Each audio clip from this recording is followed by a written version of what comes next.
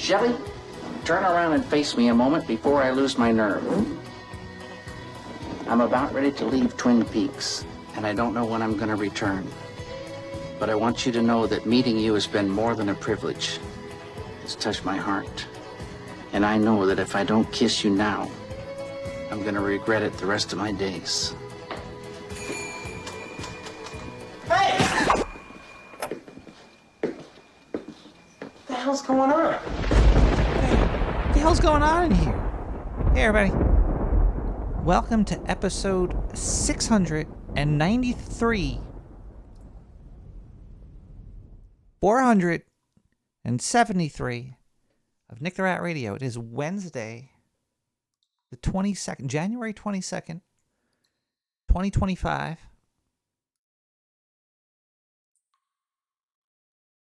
10 p.m. It's the new time.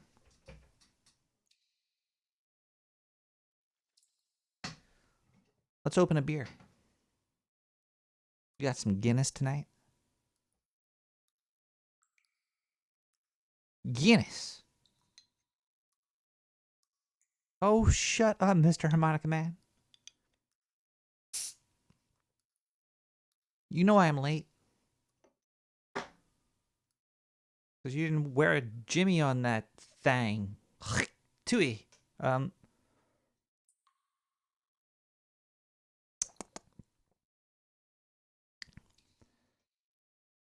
So David Lynch passed. He's gone. I guess he should have. It's gonna sound bad, but he should have been in the Deadpool. Like he was hooked up to a breathalyzer. He was stuck on the Vate, and we all knew. And what a missed opportunity! That's a horrible thing to say. Damn, I miss him already. I miss him a lot.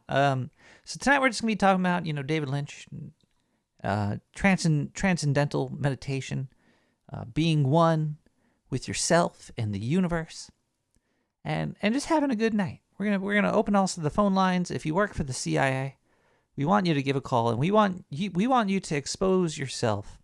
This is the CIA Expose Yourself helpline, 917-719-5923. You give a call there, and expose yourself, you CIA.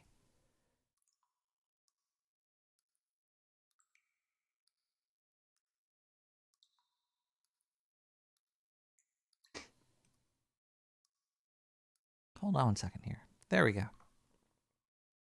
That's better. Yeah. I think the first David Lynch movie I've ever seen might have been Lost Highway, and that wasn't the best way to get introduced to David Lynch. I don't think that's the. I think probably the best way to get into him is probably maybe Twin Peaks. Might be like a soft landing into the world of his imagination. I think Dune is. Actually, Dune might have been my first also, but I didn't know that he did it. Maybe also Aliens 3, now that I'm thinking about it. Did he do Aliens 3? He did parts of Aliens 3, where they took it from him. But yeah, from what I remember, it was the Blue Velvet. It's a really good place to get in there. All of his movies are good to get all up in there. Play the Heineken clip. I should have had a 6-pack of Plaps purple truffles. What? You hung out with David Lynch? He probably wouldn't have liked me. He'd probably like, Nick the Rat, there's something wrong with you.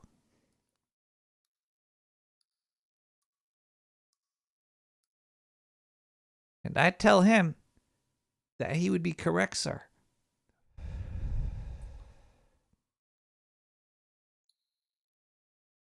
But it would have been fun. It would have been cool to meet him. But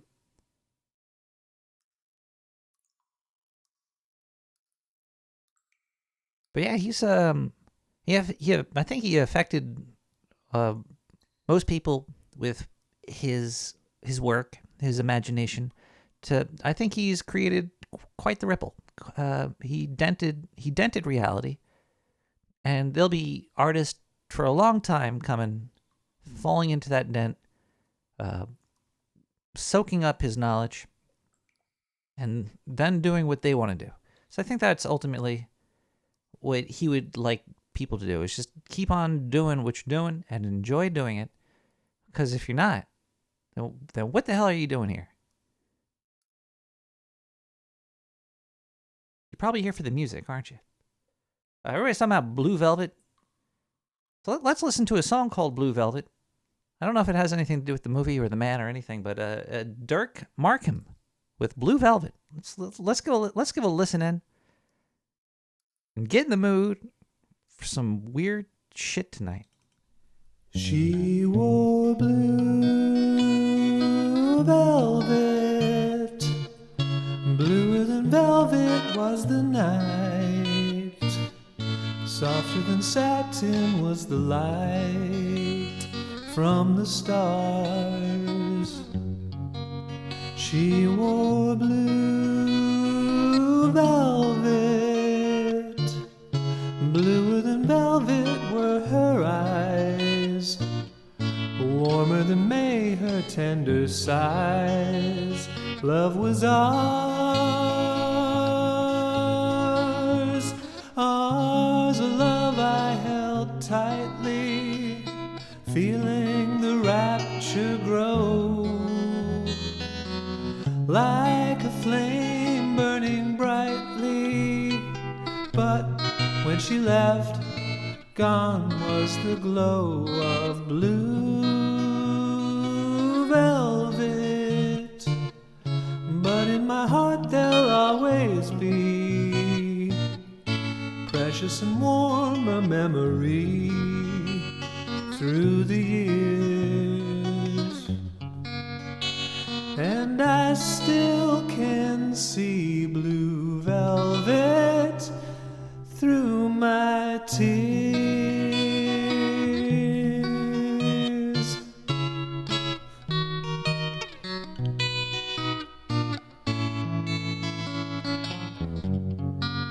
She wore blue velvet, but in my heart there'll always be precious and warm a memory through the years. And I still can see blue velvet through my tears.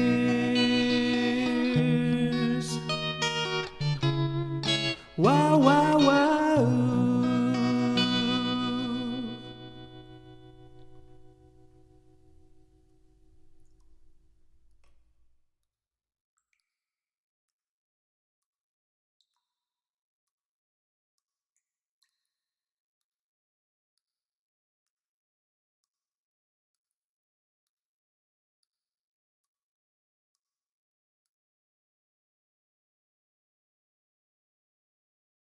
Welcome back, everybody. That was a lovely rendition of Blue Velvet, originally done by Tina Turner back in 1763. One of my favorite songs ever.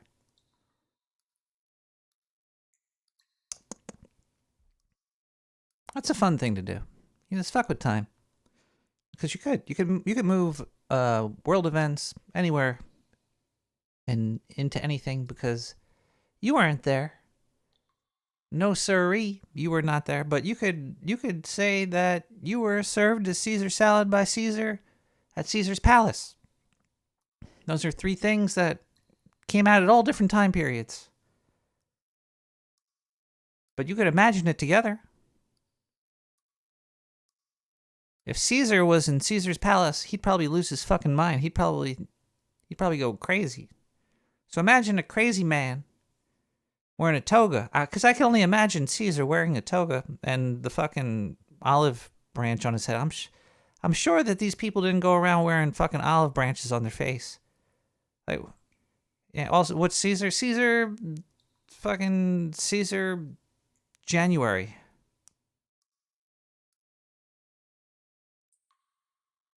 Caesar, the boxer guy. Guy that made the haircut.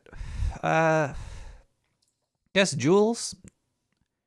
He probably had like why they always depict these Greek guys wearing the olives on their head? Like, did they really do that? Is that like real? Or was that just like the rich people? Was that like a rich people thing? I'm sure the poor people didn't have any time to fashion shitty headgear out of bushes. Laurels and Hardy? I don't know what the fuck they put on their head. Chat thinks they're so smart. Laurels. What are these laurels? Is that like a story or something? A story passed down over the generation? Let's look up a laurel. Any number of shrubs and others. It's just plants. What's the difference between an olive branch and laurel? Whatever, man. They're putting vegetation. Making vegetable hats and shit. Like, did you think there was really a Chiquita banana, like a lady running around with bananas on her head? Maybe there was. But do you really want fruit that's on some worker lady's head? Sweating? She's probably sweating. She probably has like a lot of hair sweat. She's got her hair all up on your bananas. Now I'm thinking about Chiquita banana on my banana. And that's not so bad. She did have a great rack.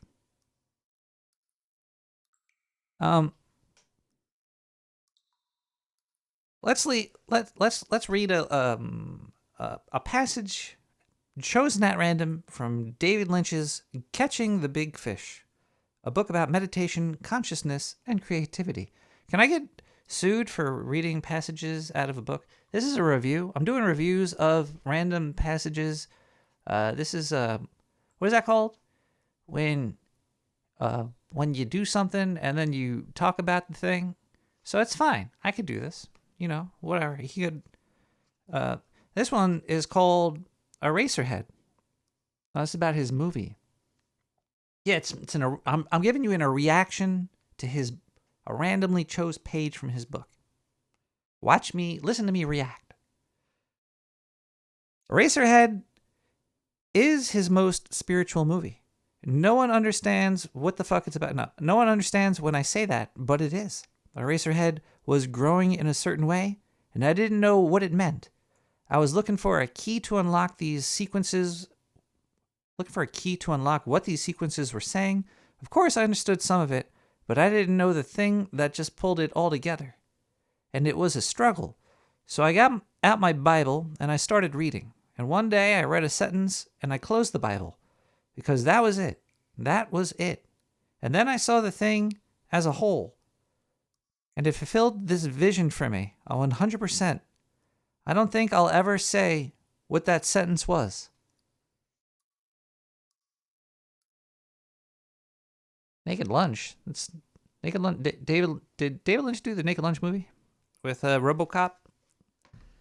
Was it Jake Paul? He's in there. You can give a call at 917-719-5923 and talk to me live about whatever you want to talk about, or leave a voicemail if you can't get through, because there's millions of people calling right now.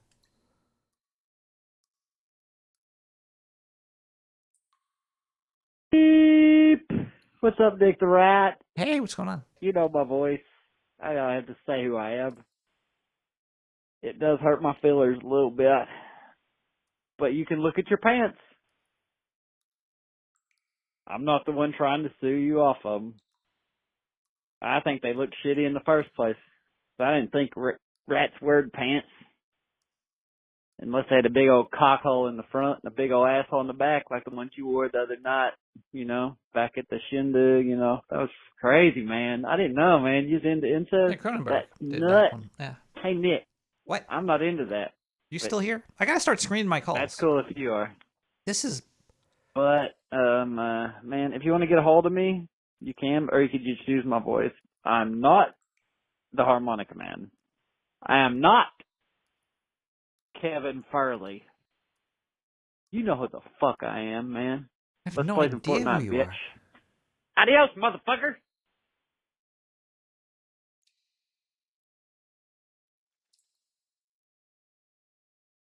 It's funny. When he said "adios, motherfucker," the Google voice translated it to saying, "You know who the f I am, man. Let's play some Fortnite, B." How does that? Motherfucker. Does this sound Adios, like? motherfucker. Where does let's play some Fortnite B come from? That's very strange. Yeah. Yeah. You could leave a voicemail. You could call in. You could do one of those things if you want to. You could call if you want to. I should just do a show where I sit here and just talk about people calling until they actually do call. But I'm not going to do that because then the whole show would just be me saying this. Call now. 917-719-5923. Talk to me live. You dirty, dirty boy, you. Let's take a quick music break. An isolated house. What secret lies behind its walls? After we take this live phone call, we got a phone call coming through. Hello, phone caller. I'm holding. You're holding? Yeah, I'm holding Caulfield. for you, baby. Can you lower your radio? Can you just turn that down like a little bit? I'm in a time lapse. I'm sorry. Oh, yeah. Okay, then we'll just give it a second to iron out. I work for the CIA and I've been time traveling. So, but I'm here now. It's a sad day. Or a great day to celebrate the life of a genius like David Lynch. He was a pretty visionary man. He had a lot of Pretty cool. Made some weird art though. A little bit on the, almost pedophile side. You know what I'm saying? Almost. Really? Well, yeah. Did he draw lollies or something? No, I think he might have had a couple triangles above doors or something. I don't know. He There's probably rumors. was involved in a lot of triangle stuff. Yeah. But, whatever. Excuse me. He did some stuff I liked. So, like, especially if you're on mushrooms, it's fucking really cool. Like, oh, shit. Do you think David Lynch ever did drugs? I don't know. I don't know. I'm not going to say stuff about stuff I don't actually know about. I don't know. I mean, some people already have a perspective that whether they're on drugs or not, their stuff's good for drugs. You know what I mean? The top commenter on Reddit says he claimed to have hate drugs. Room to Dream mentioned he tried weed in the 60s, but he said it made him nauseous. Yeah, so some people, I read that before about him. Some people have, their cannabinol receptors or cannabinoid receptors, they'll get real sick when they try it. And they might get real sick 2 or 3 times, and then their receptors flip on like a switch, and then they can take it. But if they're not into it, you'll get real sick. That's why dabs make you vomit sometimes. True. They're coughing until you're, vomiting. I don't know if you've ever really dabbed hard though. It'd be just how hot the smoke is. Yeah, not really sure. It just turns down the noise, but sometimes you need to hear the noise. Yeah, well, for me, it turns it up. Turns the noise up for you? Well, actually, it turns up strange noises for me. Yeah. But that's not always helpful. Like no. when I'm at the board meeting and I'm naked, giving my presentation. Well, That's the best time to hear noises. You know, especially like take it off or put it on, you know, putting on your presentation, taking it off. I am going to have a beer tonight. I love this new timer. Oh man, 10 o'clock. It's been it's been great. Game changer. Yeah. Game changer. Bet your ratings go through the roof. So we already tripled in size from the Wow. I'm thinking about doing it at like 4 o'clock in the afternoon, and maybe we'll get even more. Well, it depends on what part of the world people are in. That's true. You know? Yeah, that's true. You know, I like Tuesday mornings at 9 o'clock, but you have to. The only way you're allowed to do the show then is if you've been up since Monday. You know what I mean? Yeah, there's a lot of different time slots where you get different people. You even notice it in your own life. Like sometimes people have certain time slots, and you either cut off the community or you grow it in certain ways and different. Yeah, it depends. Yeah. You know. Do you have a favorite Lynchian work? Blue Velvet. Blue Velvet is, yeah. It's Yeah, that was in my hometown. I knew a bunch of the actors in there, and I knew a bunch of the people that worked on it and did it, and got to meet Lynch through it and stuff. Oh, you met him? So it was kind of cool. Oh yeah, yeah. He was in it. I had it's a long story, but there was a haunted building that I was partners in a business in. It was owned by Dennis Hopper, and it was really haunted too. And Dennis Hopper, I mean, there was ghosts in the machine, like stuff, like the elevator just start taking off, and we didn't know if it was some old programming thing from years ago or something. That's scary. You know? I would not want to be in an elevator that I could not control. Well, yeah. So we had keys to like lock it off on floors and stuff, and lock out other floors, and sometimes it would just go to them floors and stuff. And Dennis Hopper had like a storage thing above it where he had like wax figures and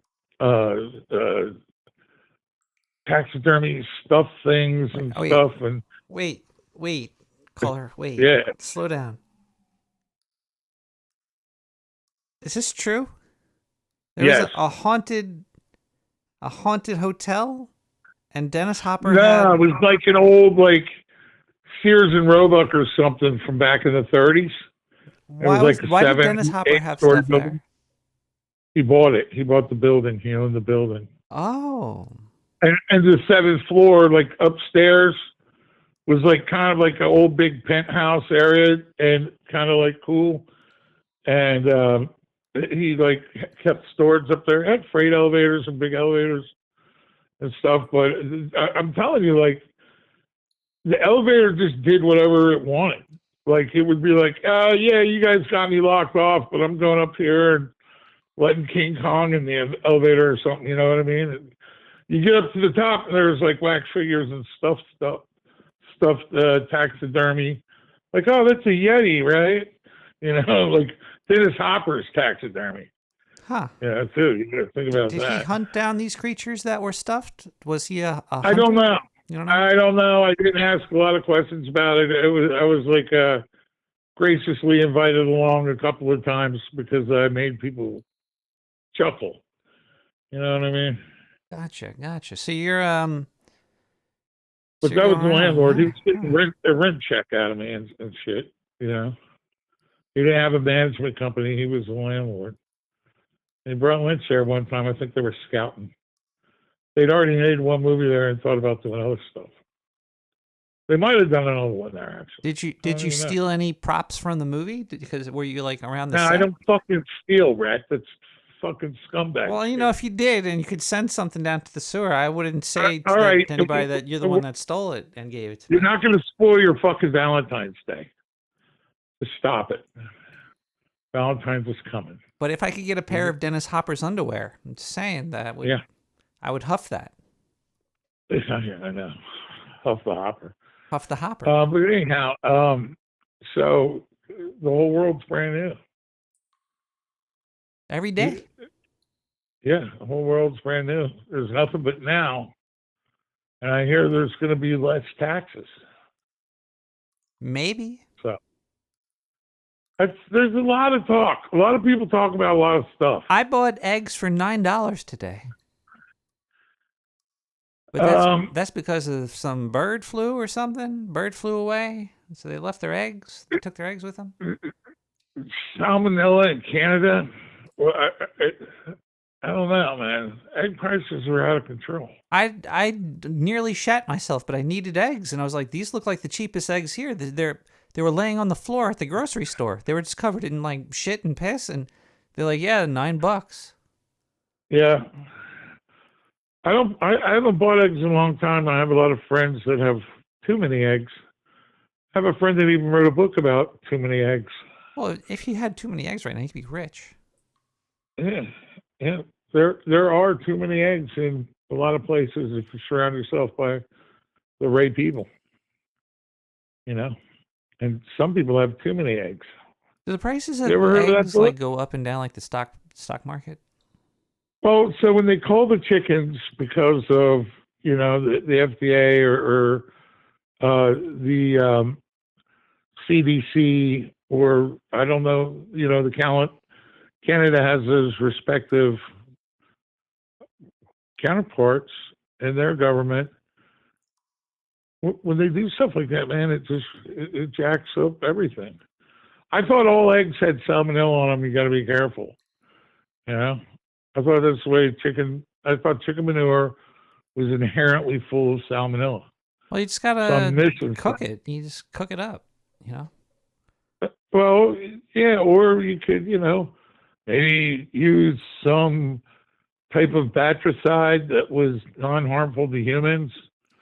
You know, because they're out there. There's natural bactricides that will kill all levels of salmonella. They'll bring them down to such low background levels that you'd have to be completely unsafe in all of your practices to spread or get salmonella. All eggs are covered in salmonella anyhow, right? That's what I thought. I think they like wash them and irradiate them or irradiate them, but Do you take the dead chicken fetus out of your egg when you cook it? now I consider that crunchy bits. It is. I wonder if there's a lot more protein in that little, because you know that little piece, right? You could see it. I don't know. See, isn't that a wild question? Like the chicken or the egg, or how could there be more protein in it than there was when it was just yolk and white? You know, but I don't know. Like, can the white become a higher level of more dense protein once you know, that's one of them chicken or egg things, and it's like, is there infinite, everlasting power? Are stem cells in the quantum world? Is there superposition or whatever? You know, Like they're saying that now everywhere. If you make protein, is man-made protein as good as like protein that we just found on the street? I think plant proteins are pretty good. If you get them naturally, like broccoli and stuff. I don't know though. I'm like, you know. Yeah, why is protein? Why is there like different protein? Like, oh, there's chicken protein. There's like meat proteins. There's egg protein. Like, what's a complete protein? There's nutrition is some voodoo. Doesn't it have to do with the structure of what the thing is? I don't know, but like, doesn't your stomach break structure up into goo? It does. Enzymatically, yes. So what does your stomach think about all this? Does it even care? You could probably survive on rocks. I think it varies a lot. I think it varies a lot for each individual based on their gut fauna. I eat newspapers. You know? Yeah, rats eat a lot of stuff. I'm still a little upset about how you took those liberties with me on the train. Dude, that wasn't really cool, man. What are you talking about? Oh, we just lost the caller. I guess we should listen to a song. Let's listen to LPDJ. with Treasure Vineland.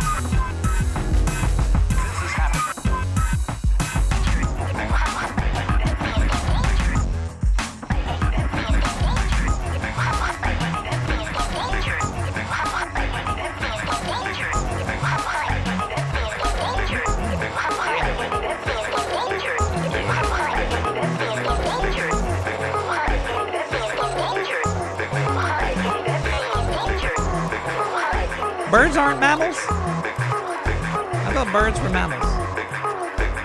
I'm over here thinking birds are mammals. Can't milk a bird?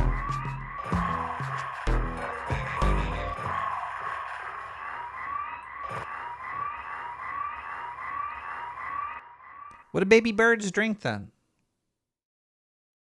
I thought they were so tits don't have tits? Can't get no bird milk? What if you crush the bird in like a press? You squeeze the bird? Because they call it like almond milk and shit.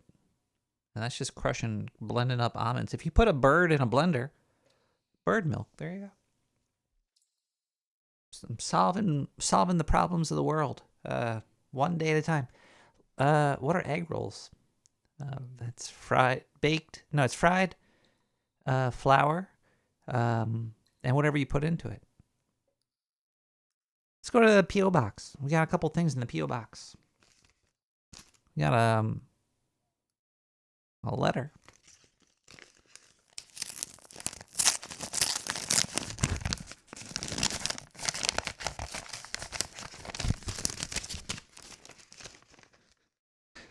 I like how Tunnel Rat is explaining biology.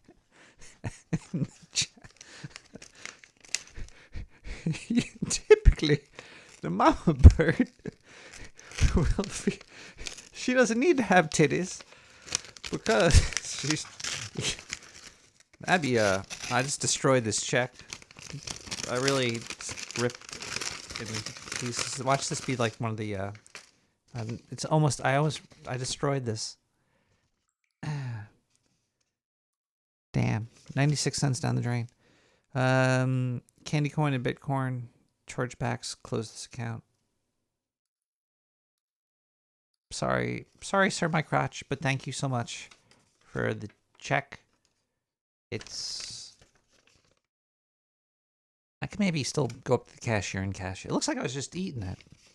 So I don't like paper checks inside of paper envelopes. It's very confusing. It's like if you put, say you go to the store and you say you're buying something, like say meat, and say the wrapper of the meat was meat, you wouldn't know how to open it. Or like if, say you were buying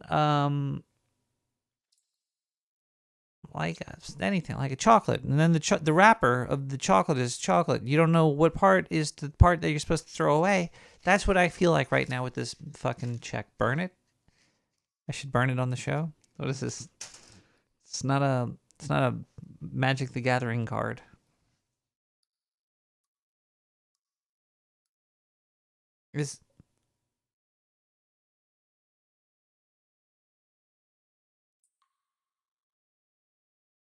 Is Dick Masterson a Christian? All right, let's open. We got a box here. Might be a bomb. Better not be a bomb.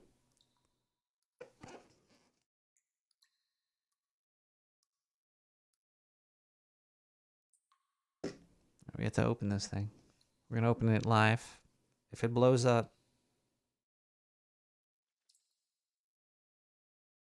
you got the evidence here. All right, let's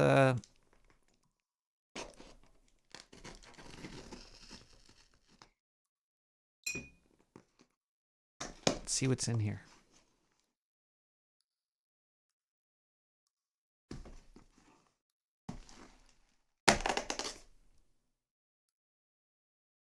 Did you hear that?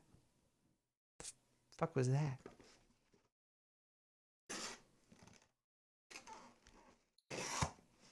All I see is packing corn so far. I'm scared to go in here. Is that cheese?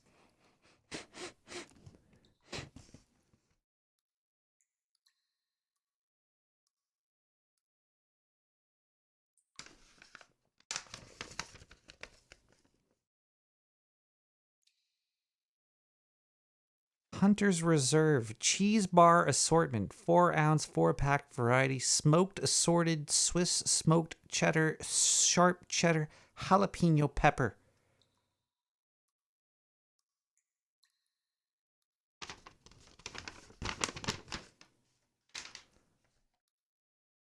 There's no note. I'll just read the initials of the person that sent it.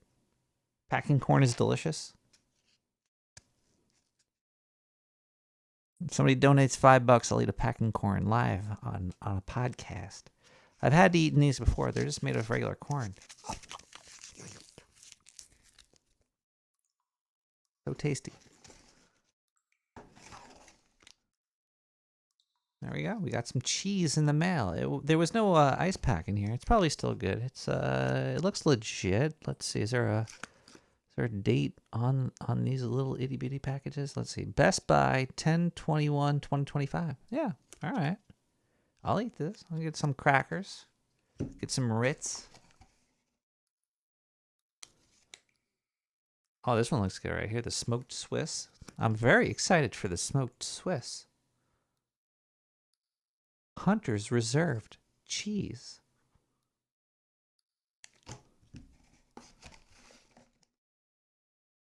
You have smoked cheddar. Smoked cheddar. There we go.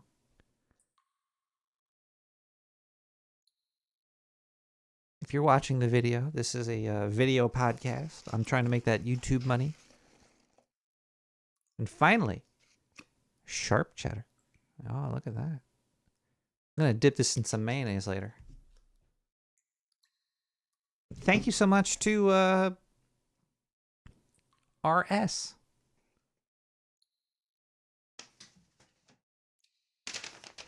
For the cheddar. That's why I have a show.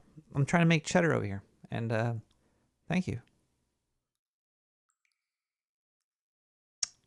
You could also donate.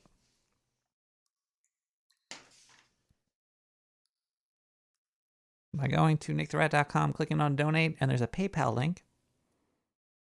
Let's see here.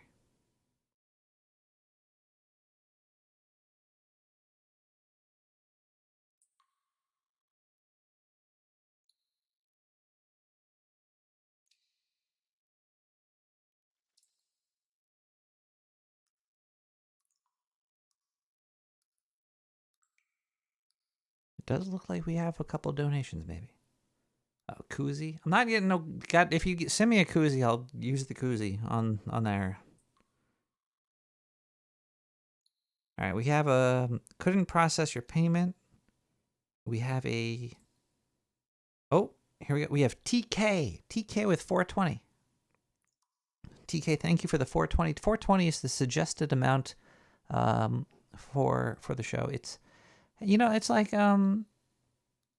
like 3 hours a week, 3, 4, 6, 12. It's about a couple million hours a week, a year. No, every month there's about 8 hours of show. $4.20 for 8 hours of monthly entertainment. I think that's not bad. Not bad. Better than Netflix prices. And yeah, you could also go to Twitch. If you have an Amazon Prime account, you could get an Amazon Prime credit card and get 5% back on all your purchases through Amazon. Sounds like a great deal. Also, there's you could if you do have Amazon Prime and you are a slave to Jeff Bezos because he likes his little slavelings.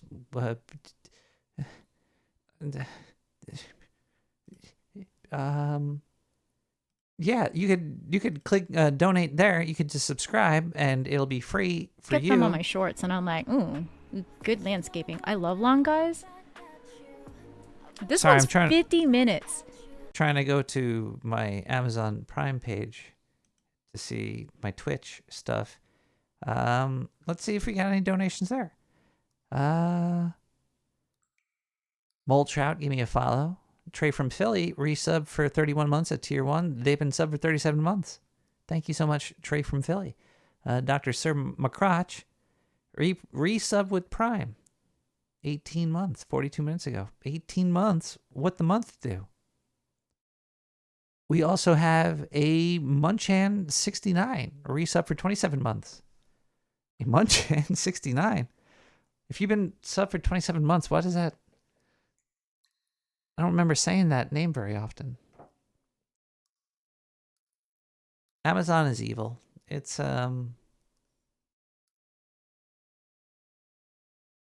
convenient, easy, and might be even the cheapest option. Thank you for the lurk. Yeah, I don't know. It's annoying. You have to like find your brand of what you're gonna get, and then you have to find out how much it costs to get what you're getting. There's stuff that you get for a lot cheaper, but is it a better quality thing? You don't want to buy really shitty eggs. But then, how do you know it's a shitty egg unless you try it? There might be really cheap, good eggs out there, but it's all well, especially in the city and stuff. In urban areas, it's hard to find like locally gathered shit to eat. Everything is wrapped in plastic and shipped from China.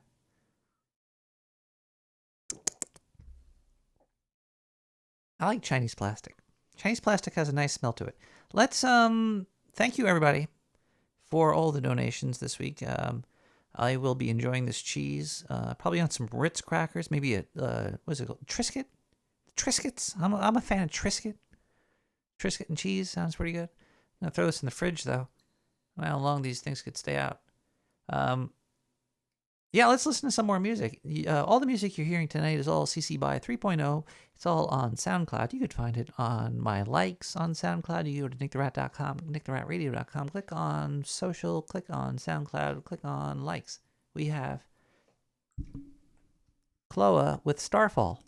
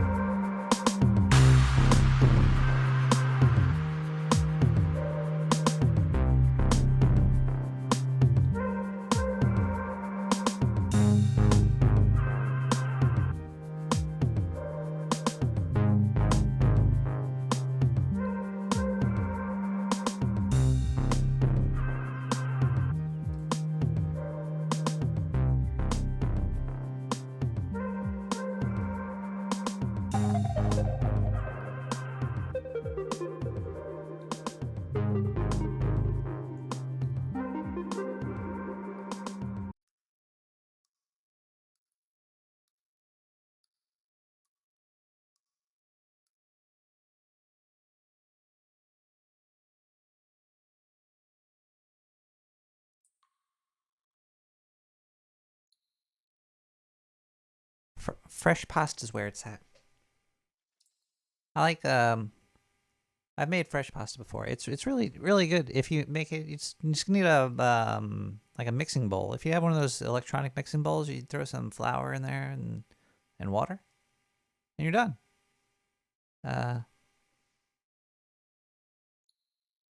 Hold on one second. I got some sound feedback sound. Yeah, last week my microphone was making a strange noise, and changing the XLR port on my soundboard has fixed that. I guess this thing is dirty, but now I'm hearing a tinny after effect on my voice. And maybe you can't hear it, but that doesn't matter. Anyway, let's read another voicemail. 917-719-5923.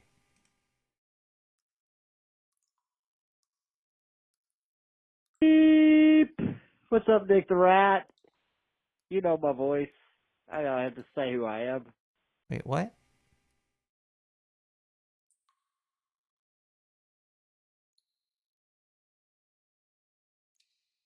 Well, let me touch some knobs here. A little knob here, a little knob here. No. No. Oh. Hey, no. Whoa. Hello. Whoa.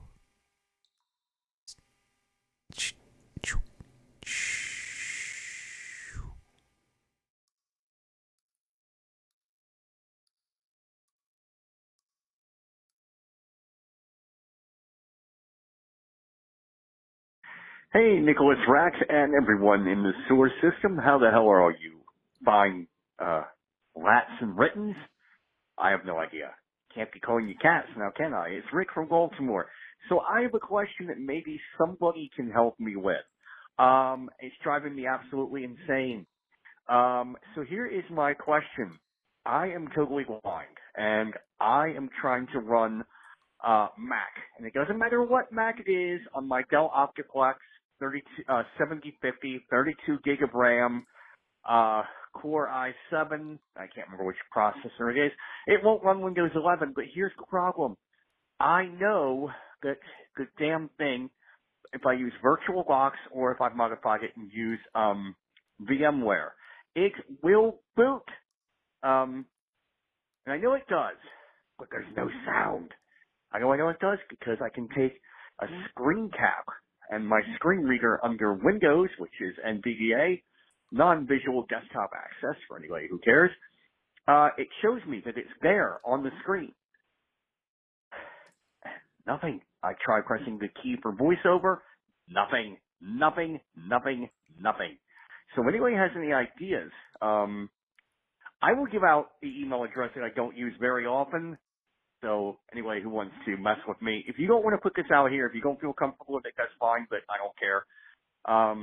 Bellevue, BELLEVUE.BAT@gmail.com.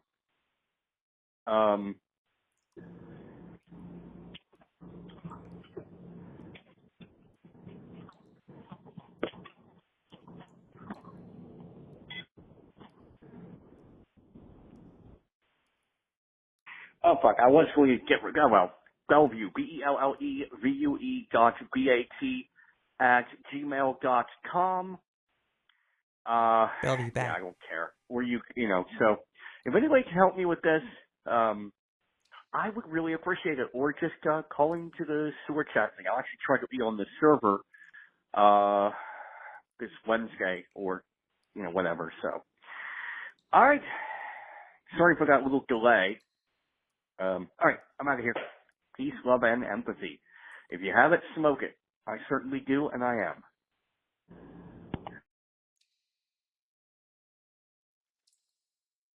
Well, you're at a really rough crossroads here, because if there's no sound, do you hear, when you boot the system up, do you hear the chime of the apple? Do you hear the apple noise? The email was bellevue.bat, BELLEVUE, perhaps?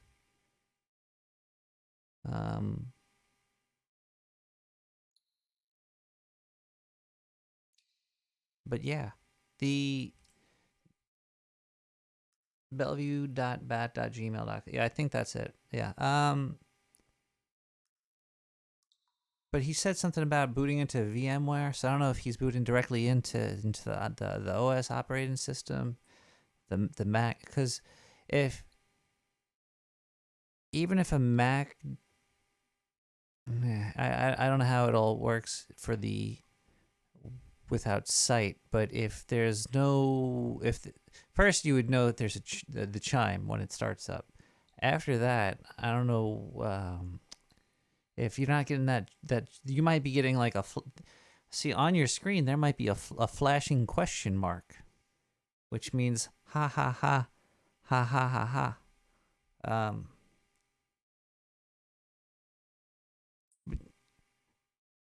So yeah, if you have the startup chime noise and you don't have any noise after that, then I'm not too sure.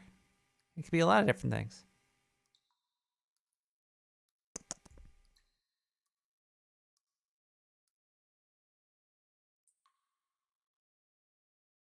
It's a good question. How do you interact with the computer if you can't see when you start it up?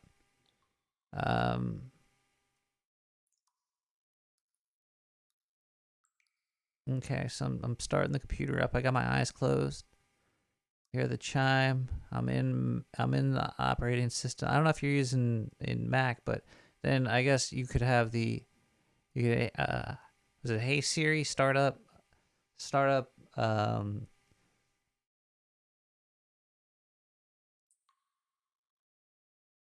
podcast player. No, I don't know. I'm not too sure. But yeah, if anybody knows, give him a message. Yeah. Yeah. Try that.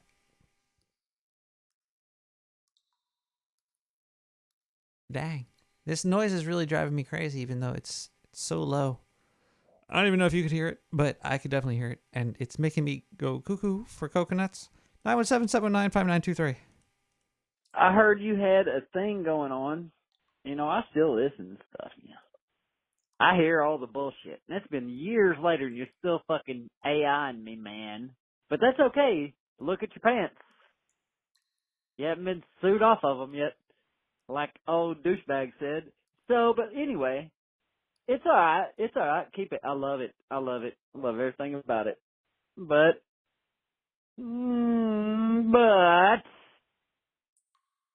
nothing. Keep doing it. Adios, motherfucker. Say real bitch. Let's read another page from David Lynch's book. This one is called Sleep. Sleep is really important. You need to rest the I don't know if I ever saw this word before. Physiology. Yeah, no, I saw this word before. You need to rest the physiology, the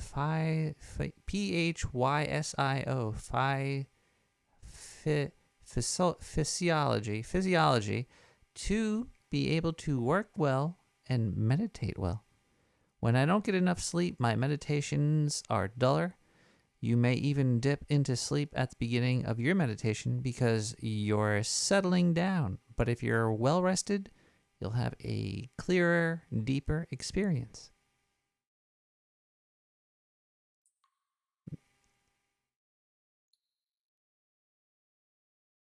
Maybe even in a sleepy meditation, you're transcendenting a little bit, but it's far better to have a very clear, clean system as you go in. And when you dive, it's very powerful, very deep. When you meditate, the mind settles down to the deepest, to that deepest level, and the physiology settles down right behind it. And now, through lots of research, they know that it's in the deepest state of meditation, you're getting 3 times deeper rest than that of the deepest sleep. I think that's some baloney right there. I think if I had a choice between sleep and meditation, I'd choose sleep. Still, sleep is important to prepare you to get to that level. Very interesting stuff there.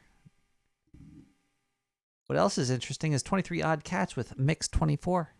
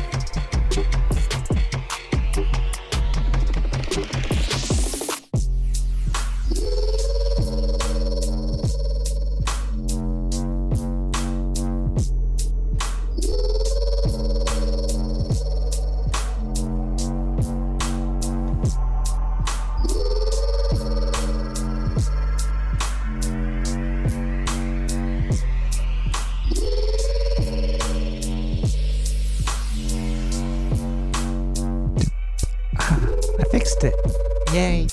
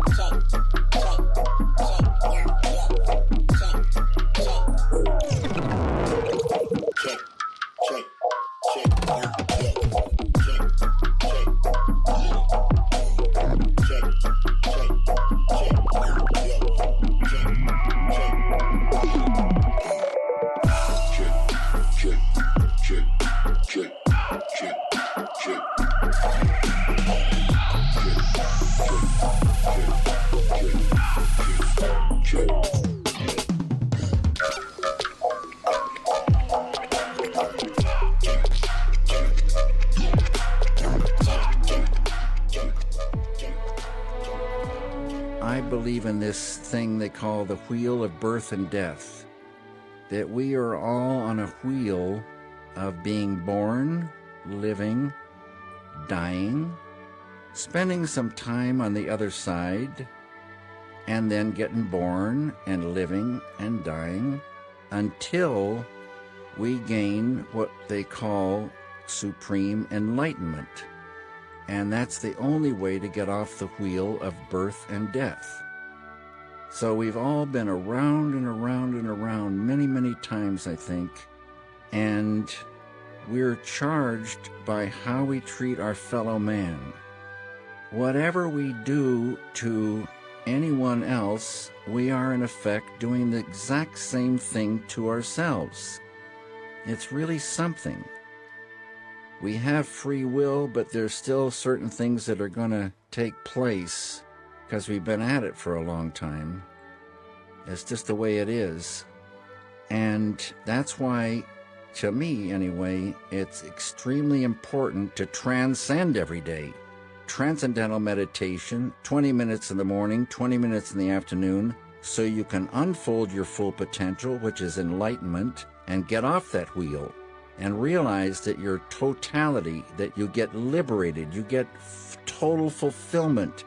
You've done the thing you were meant to do, and you don't have to get born and die. You've got immortality then.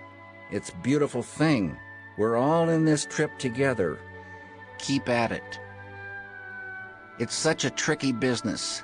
You want to do your art, but you've got to live. So you've got to have a job, and then sometimes you're too tired to do your art. But if you love what you're doing, you're going to keep on doing it anyway. Stay true to yourself. Let your voice ring out, and don't let anybody fiddle with it. Never turn down a good idea, but never take a bad idea.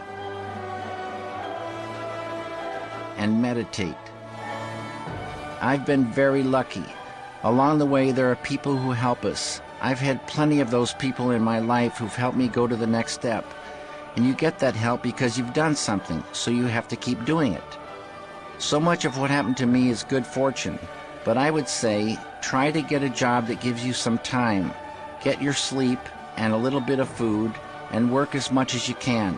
There's so much enjoyment in doing what you love. Maybe this will open doors and you'll find a way to do what you love. I hope you do.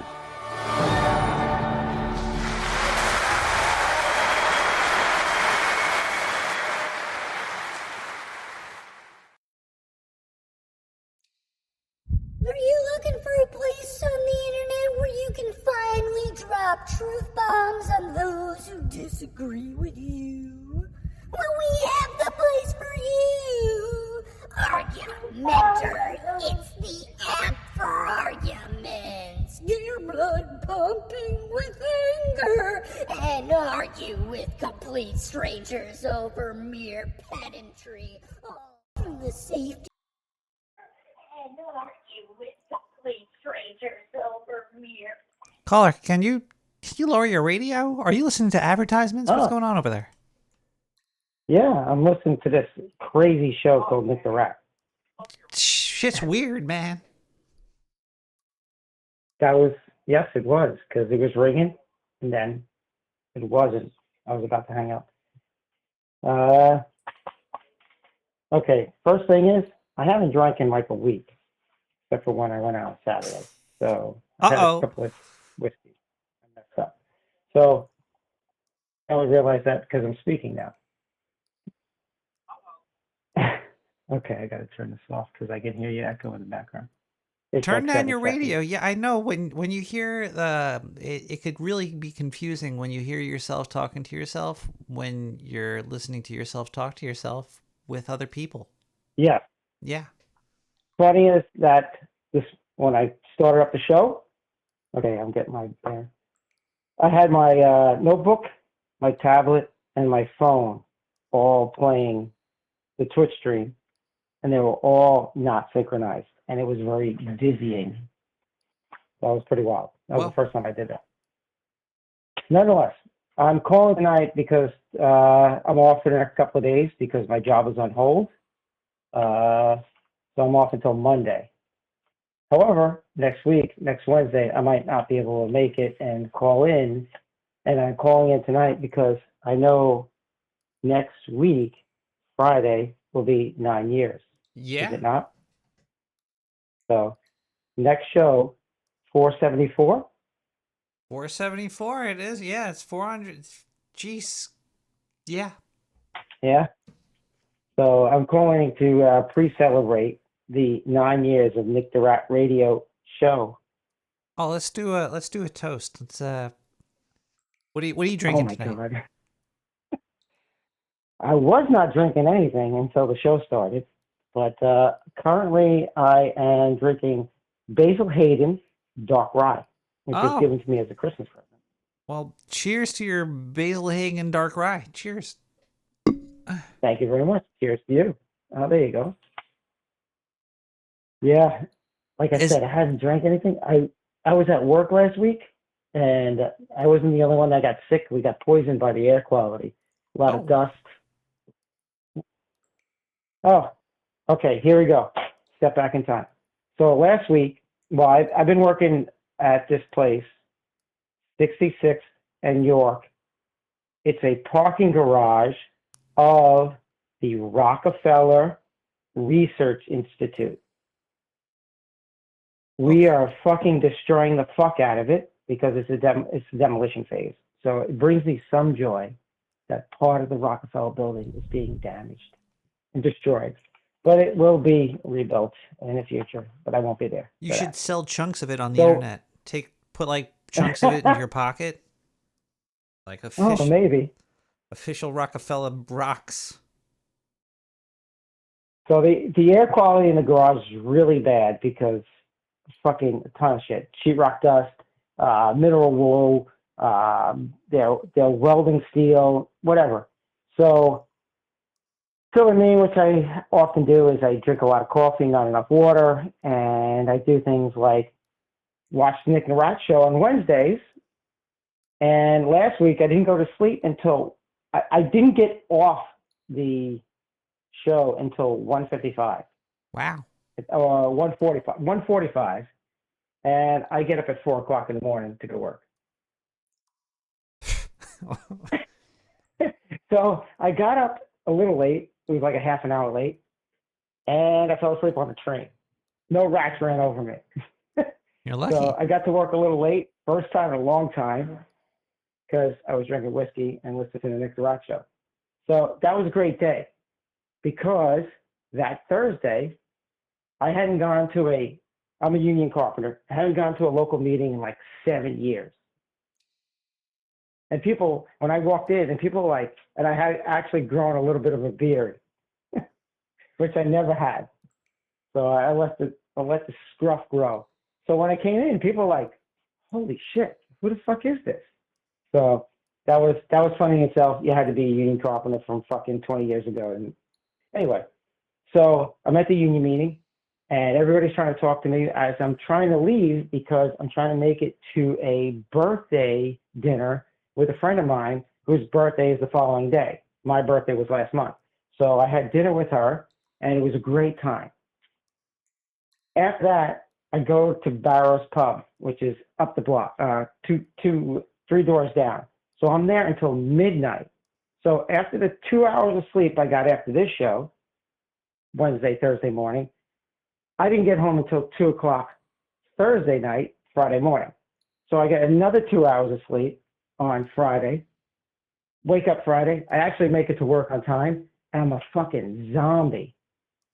I feel like, and I didn't even drink that much. I had like 4 glasses of wine and 2 pints of IPA, which is not much for me. And I was like weirded out. And I'm like, I didn't drink that much. So I took a nap at break time, which I don't normally do. And I felt better. So fucking weird sleep deprivation. I haven't done that in probably 20 years. The last time I did something like that I slept that little, was probably 20 years ago when I did 68 hours. I stayed up when I was working for myself.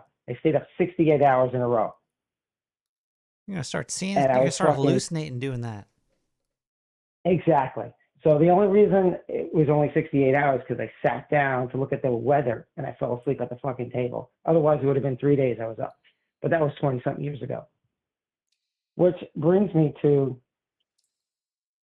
I got a little sick. I was under the weather, so I stopped drinking. I had nothing to drink on Friday night. I fell asleep early. I had to go, me, my wife, and my youngest. Actually, I have 3 sons. My youngest and my middle son came with me and my wife to go to my sister and brother-in-law's house up in Connecticut. And for the first time, our Bronx friends went up to Connecticut, and we all met at my sister-in-law's house. We had a great time. We went to a restaurant, and I had glasses of wine. So I hadn't drank. I had a few drinks. But that's the last time I drank, and now I had 3 whiskeys, and I'm like fucking whacked. So, which brings me back to why I'm calling tonight, is because I'm calling it early, like I said, to wish you a merry, happy 9 years for the Nick the Rat Radio. And yes, is 9 anything years happening on Sunday? Was that? Is anything about Sunday? Is there anything special about this Sunday coming? It's gonna be cold as balls. Maybe is it supposed to be as cold that day? Oh, is that it? Okay. Probably. It probably gets cold Sunday. Okay. What is Sunday? Sunday. Oh, I know what Sunday is. What Sunday? Sunday is it's January 26th, right? Yeah. Actually, Sunday is when it's the last time the football teams play before the Super Bowl. Something like that, right? Yeah, man. That's the problem with having the show anniversary around this time, is because it's always overshadowed by the Super Bowl. Yes. Who cares about Nick the Rat Radio? Right? There's a Super Bowl going on. So I just wanted to call in and wish Nick the Rat Radio damn sports ball. Happy 9 years. What was that? Are you watching the Super Bowl this year?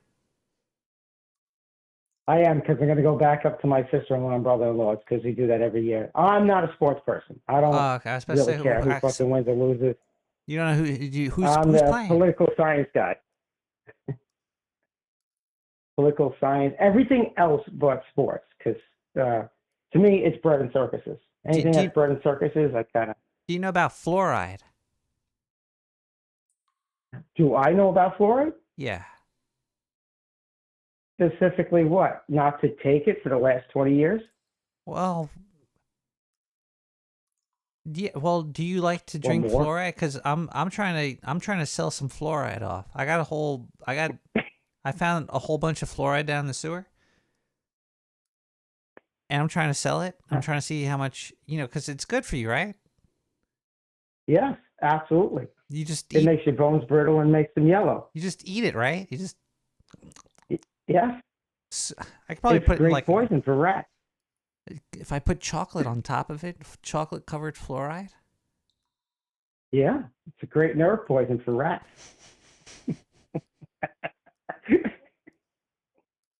I think that's what I might do with it. Might get some. Okay. How much you selling it for? 60. I have no idea. I'm trying to get my marketing team to look at it. I'm looking at maybe we could sell boxes of it on the subway. Have you been affected by water. Have you been affected by the congestion pricing at all? No, I don't drive. I foolishly take the train every morning where there's no heat, and every other person plays their fucking phone on the train, and I have this noise canceling headset for fucking years because the last person that played it next to me, I said, I don't think they can hear it at the other end of the train car. I think you should make it a little louder.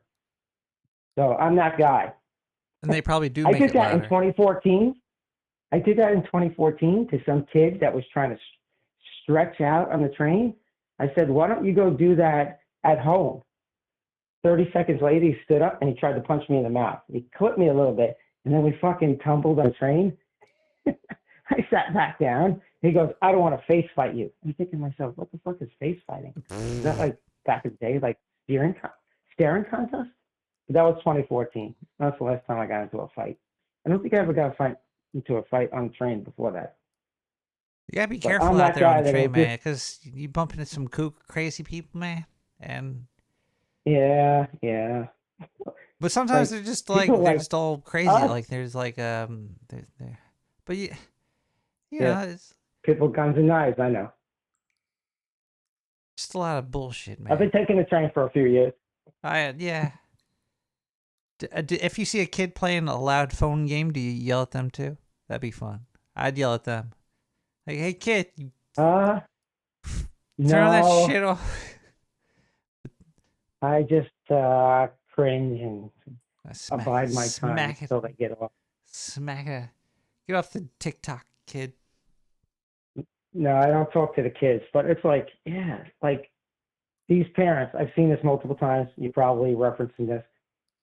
The parent will allow the kid to have a tablet or a phone. They play it at the fucking loudest volume just for them to be distracted to leave the parent alone. I'm like, Jesus Christ, kid, can you put a fucking headset in? But I don't bother the kids. I only bother the adults. How are you? What did you have? Did you? Would you say that your parents were good?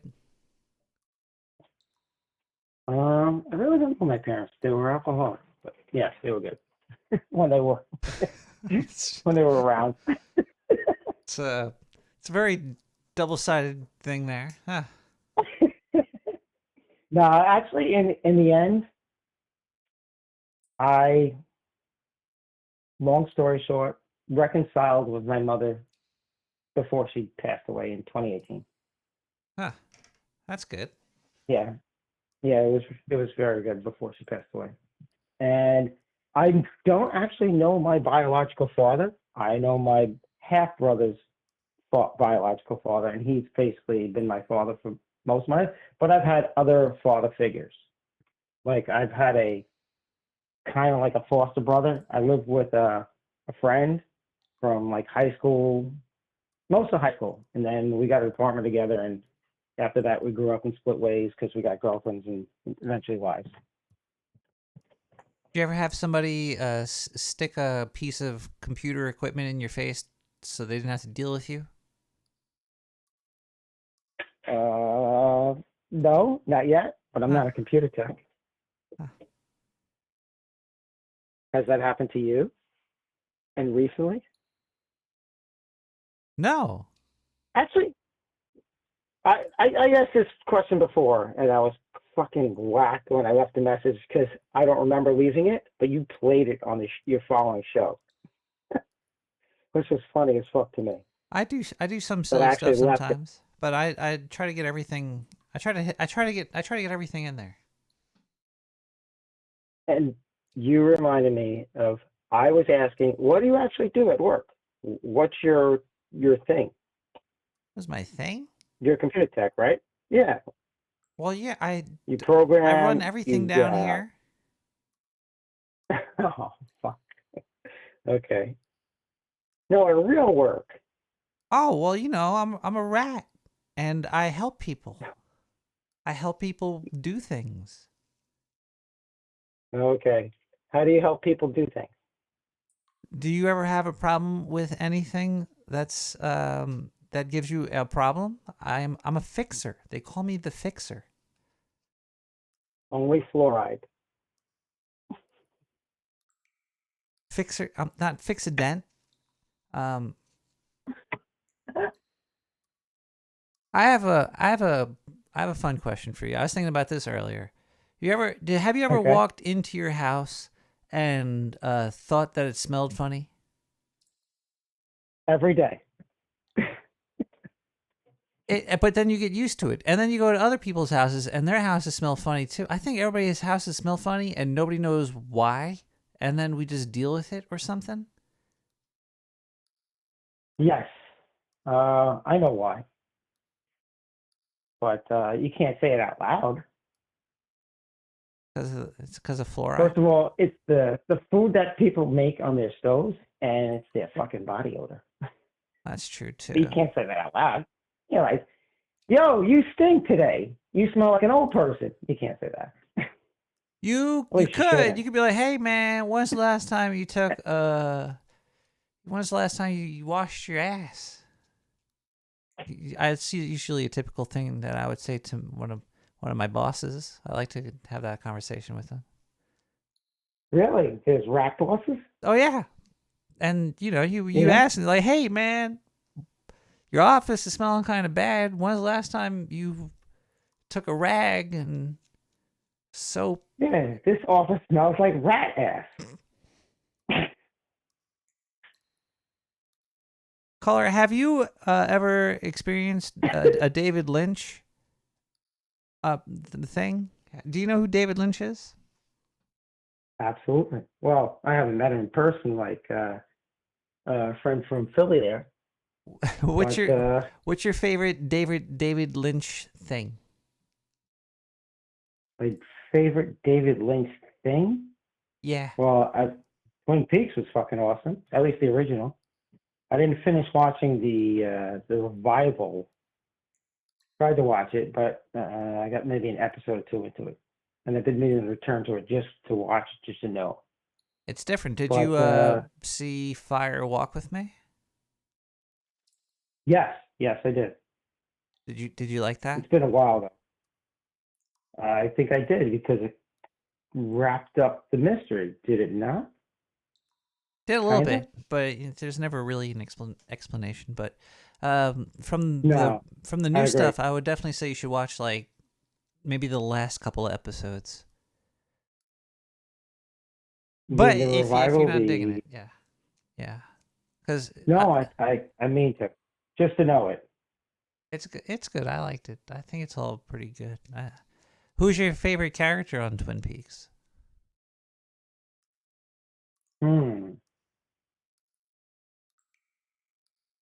I think mine is the army guy, the sergeant, the bald dude. That was the punk kid's dad, Sergeant Briggs. I think his name is. The name's familiar. I haven't watched it in years. The thing that keeps coming to me is the midget. Oh, the little dude that talks backwards and he dances around. Yeah, that's the one I think, like, that's what's coming to my mind at the moment the most. I forget his name. Little guy, yeah. Yeah, I can't. Over. I didn't watch it when it originally came out, but I watched it over 10 years ago. Or close to it. I think I remember seeing commercials for it, but no, I don't think I've ever actually watched it when it was first on. Oh, and like you said with Dune, I did not know that was David Lynch until well after. Well after I was wondering, what the fuck did I just watch?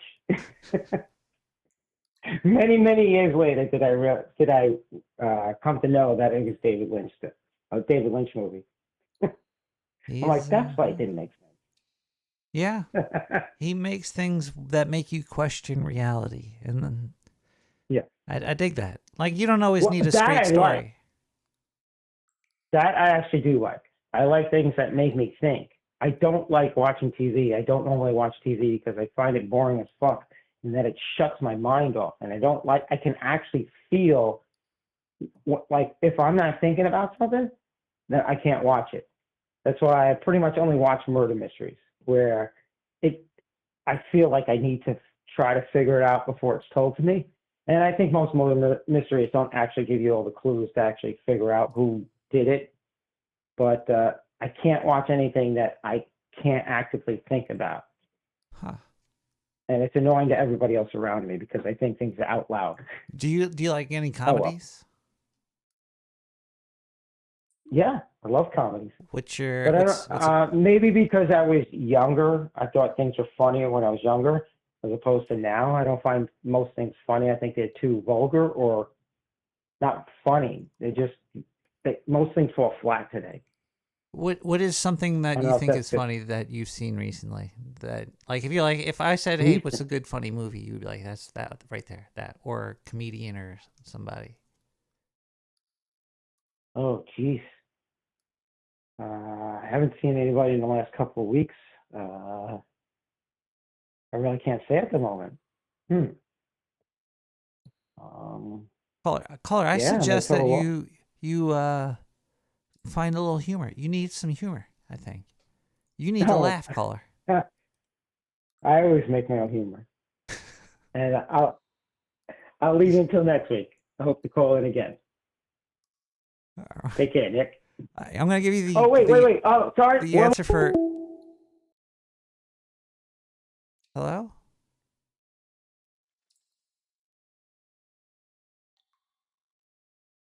Welcome to the Red Room. I need a soul.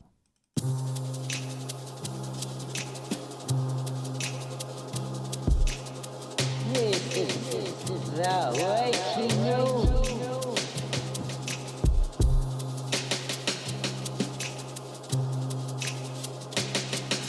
What you watch some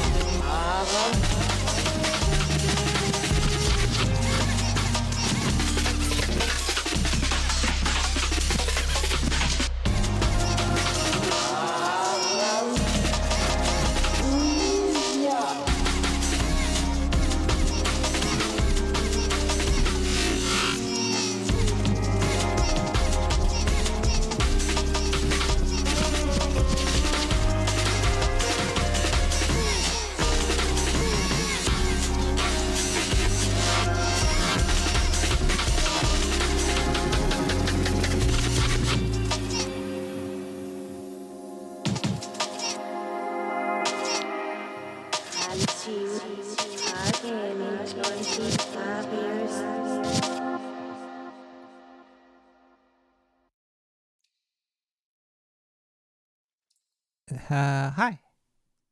Hey, you ready? Welcome back to Nick the Rat Radio, where we are remembering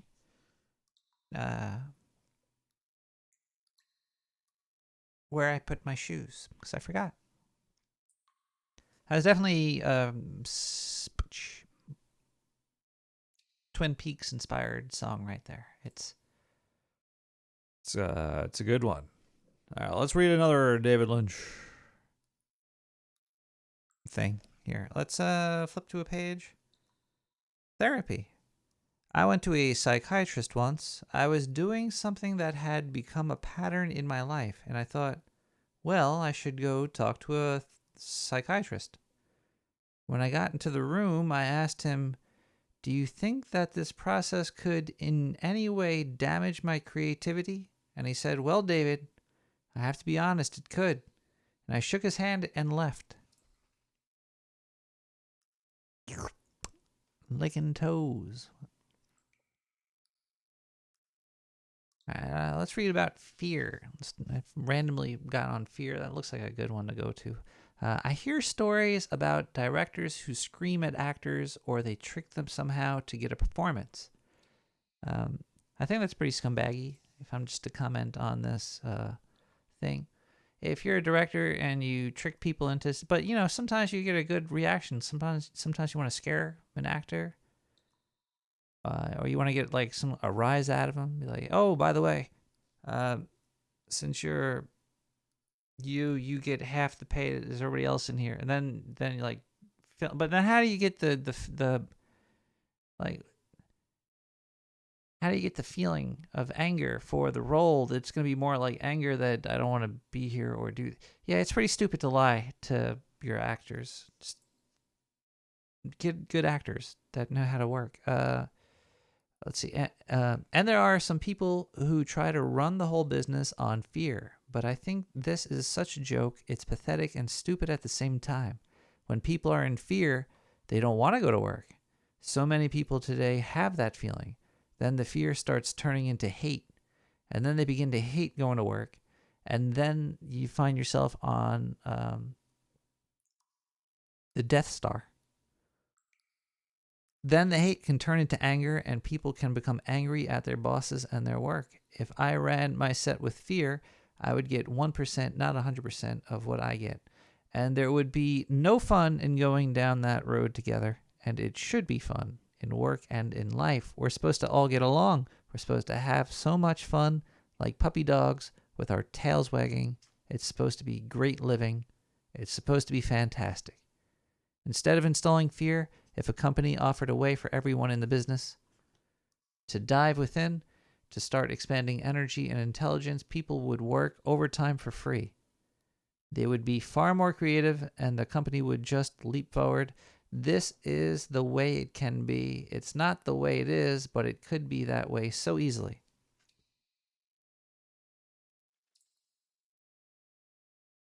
Too bad he didn't do more work.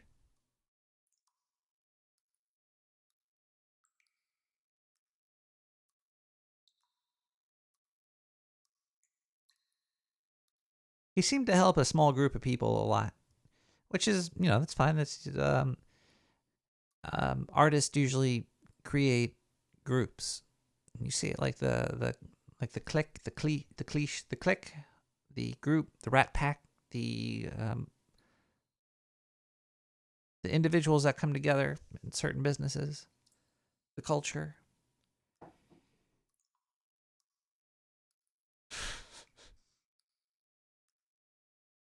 Could be. But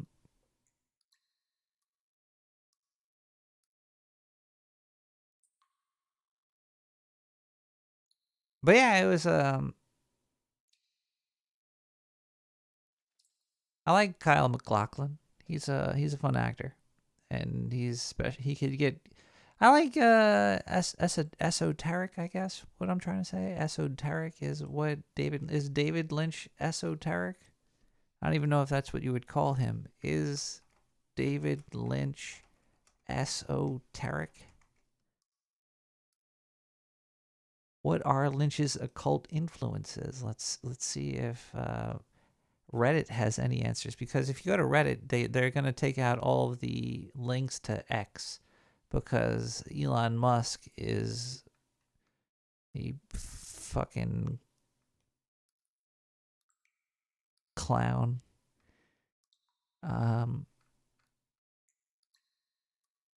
The biggest occult influence for David Lynch is probably meditation itself.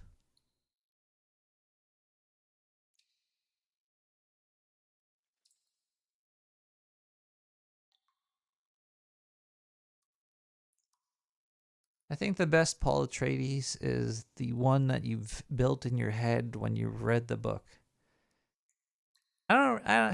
I get that Dune is cool. I like it. It's a good way of looking at sci-fi from a different point of view. Like, hey, it's you got the pew pews and the crazy shields and drugs, but what was life on other planets other than Dune, other than where the spice was? And what was all the others? Maybe they got more into it in the books, but I really don't care about the planet Dune with giant space worm drug shit that makes your spaceships go fast.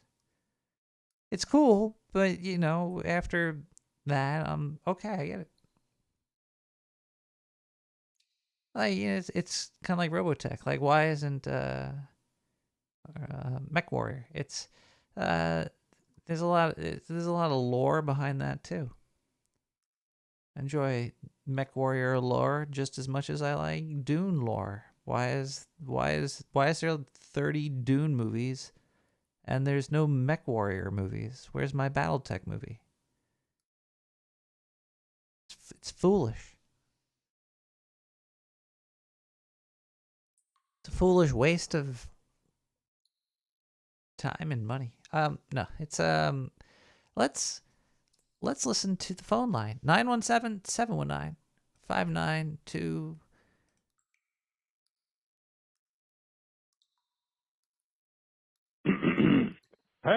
Hey, Nick. Guess who?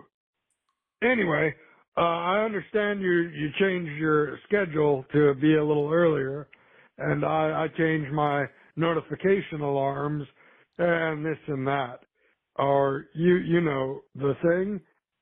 So I was curious if you could hook up your fans by logging into Twitch and updating your schedule, posting there.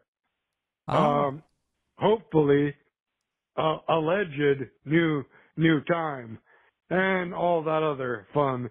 Maybe I didn't check yet, but maybe it's not even updated on your personal Nick the Rat. No, I did update or it there. NickTheRatRadio.com webpage yet, because, well, I know you kind of fly by the seat of your sack, or whatever that saying is.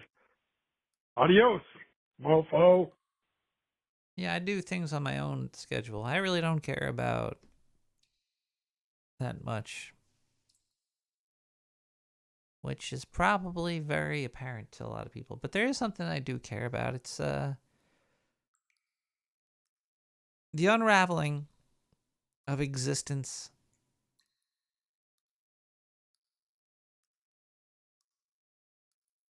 And those that help us surf our ways through these giant gaps of darkness and uncertainty. And the people that help us get to where we have to be are those that which we shall search for and look for and cling to, because they are. We got a phone call coming in at 917-719-5923. Where's the... Hello, caller? Hello? Hey, Rat. Everything is unraveling.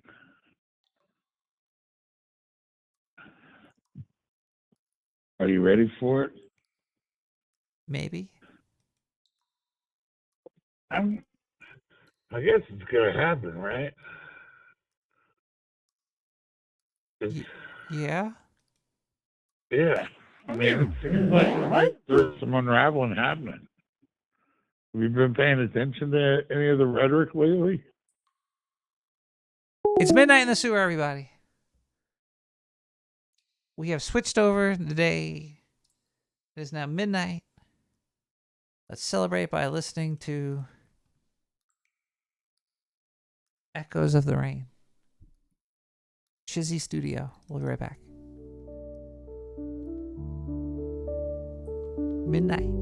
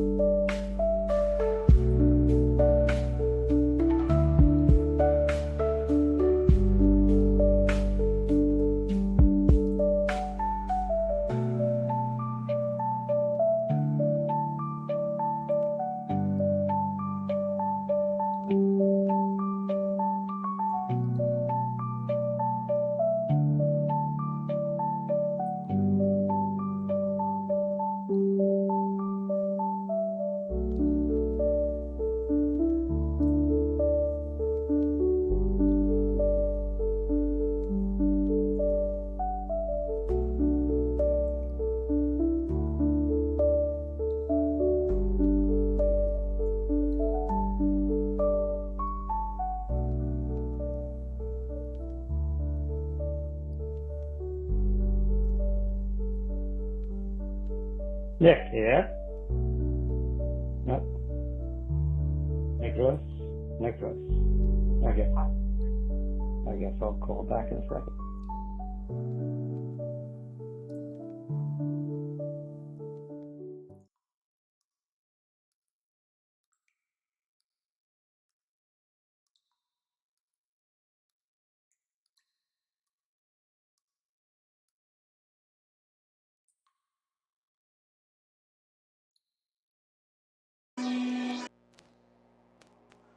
My name is Mystery Man, and this is Bigfoot Assault.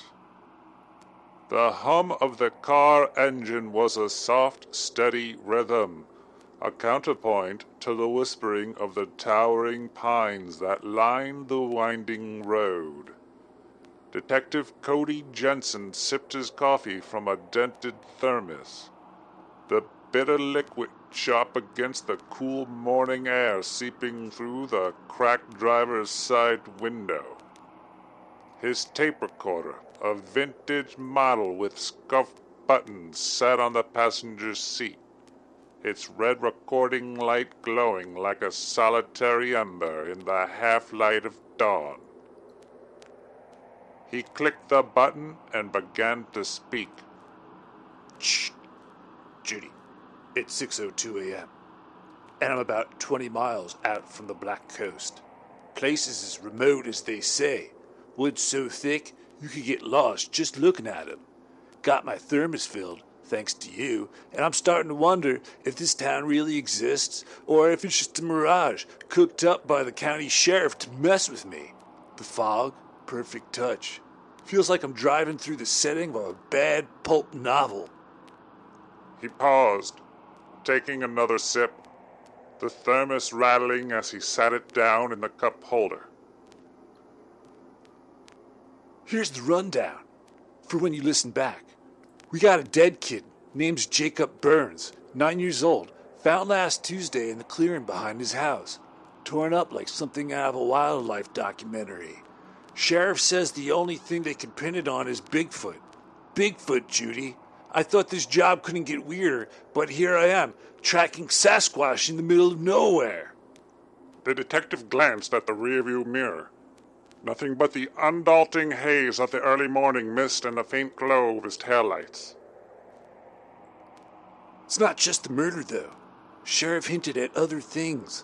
Cattle gone missing, strange noises at night, that kind of thing. You know me, I'm not one to buy into these fairy tales, but something about this place feels off. Like the woods are watching, or waiting, or something. He turned onto a narrower road, the gravel crunching under the tires, the trees pressing in closer. His voice softened. I don't know what I'm expecting to find, Judy. Maybe it's some lunatic in a ghillie suit. Maybe it's a bear with a taste for blood. But this case, it feels personal. Like it's got its claws in me already. And I haven't even met the locals yet.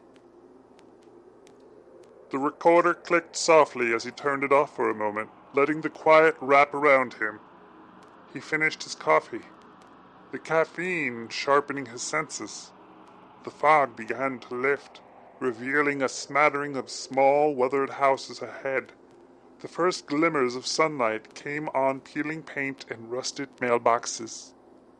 Cody picked up the recorder again. One last thing for now. Sheriff told me the best place to start is at the diner. Said it's at the heart of the Black Coast, where everyone gathers to talk. And apparently, they serve something called mayonnaise pie. Sounds like something that should be illegal, but hey, when in Rome, right?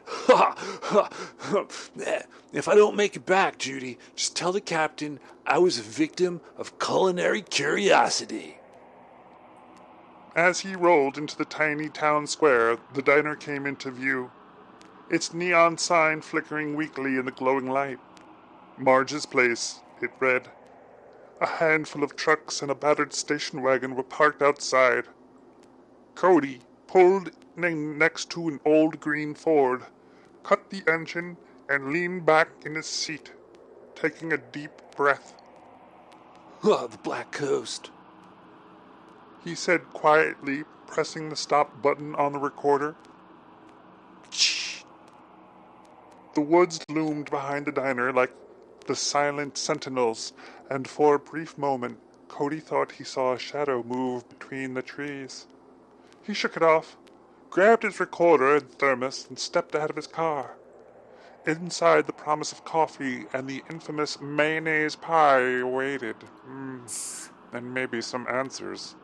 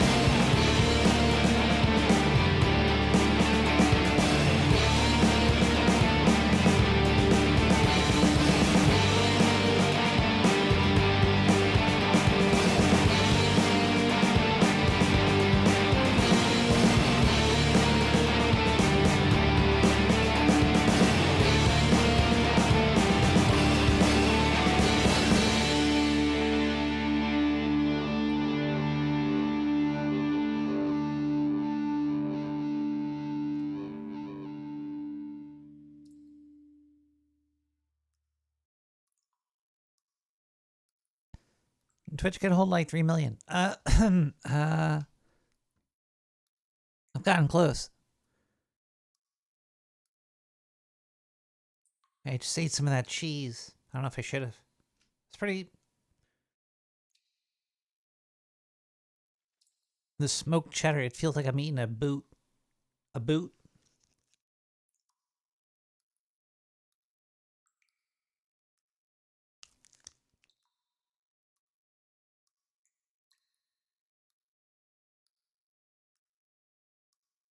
Where's the smoke come from? Cultured pasteurized milk, water, so I'm gonna get sick from eating this. It's fucking like hot. Natural smoke flavoring, ascorbic acid. If I puke on the show, you know why.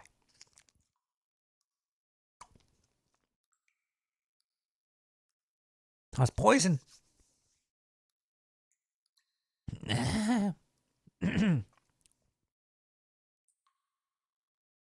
I need to go to a Russian store and get the cheese that looks like a blonde braid.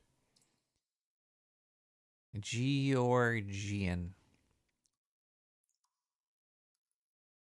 Well, I think I could definitely find that.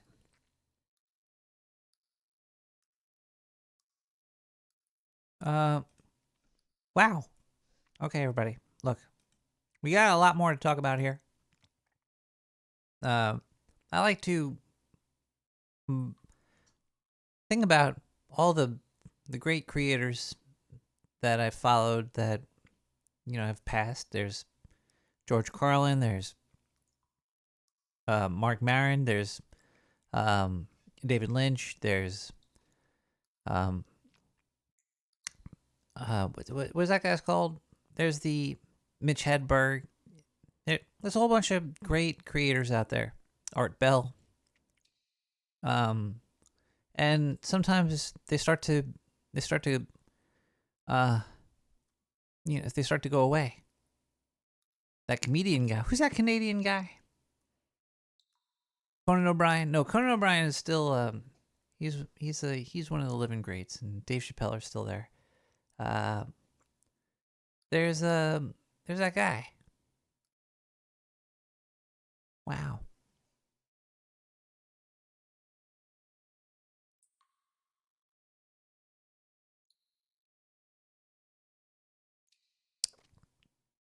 He turned into Alex Jones. There's a lot of people that Norm Macdonald, yeah, that guy. There's a couple of living Bill Hicks, yeah. There's a lot of people that had their fingers on the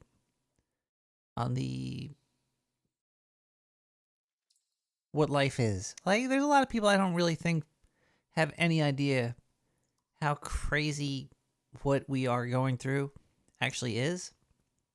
And it's a very sad and depressing thing to realize that most people just think of like numbers instead of everything else. There's a lot of everything else. Actually, the everything else other than numbers is way more important, I think. But, you know, science made numbers really cool. Like, they were able to do some cool shit with numbers. And, yeah, I get it. Sure, you know, a building stays standing. Let's follow the science instead of what we feel about the process of where the building came from. But, you know, Robert Anton Wilson. Everybody has thoughts and theories, and it's good to take them in because it kind of helps you deal with your life. Your existence in this reality is hard to navigate. It's good to have other people that you think have a good grasp on it tell you what you know they think.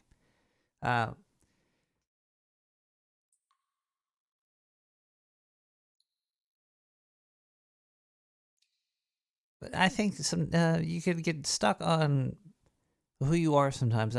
Sometimes you have to zoom out and stop thinking about yourself. It's good to think about yourself because you are the main character of your story, and that's good. But you don't want to get that.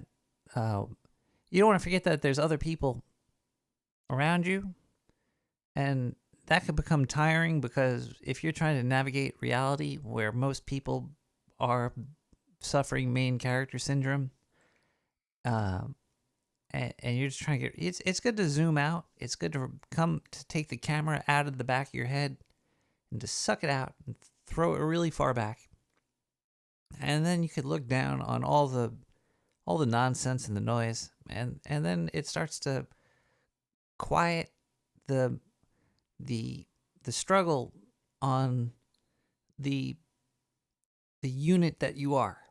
It's good to get out of the unit you are, to look at everything, just to realize that it's all just noise, and you're insignificant, and it doesn't matter whatever you do. It's because a lot of people you got to do what you love doing and all that, which is great, yeah. But you also have to do the opposite of that too. You have to enjoy doing the nothing, just riding the wave of existence. And then, then when you've done that a little bit, then you go in, you do the other side too. You have to yin yang balance it out. Okay? All right, yeah. Are people really NPCs? I don't know. I don't know. Maybe there is only a certain number of souls, and there's a lot of soulless people out there walking around. Who's to say? Maybe I'm one of the soulless people walking around, spouting off some baloney. There is no real answer for anything. Except for Fizz by A Rose. That last song before this was Yoshimitsu Kamiya with She Who Wandered Chaos. This is Fizz by A Rose.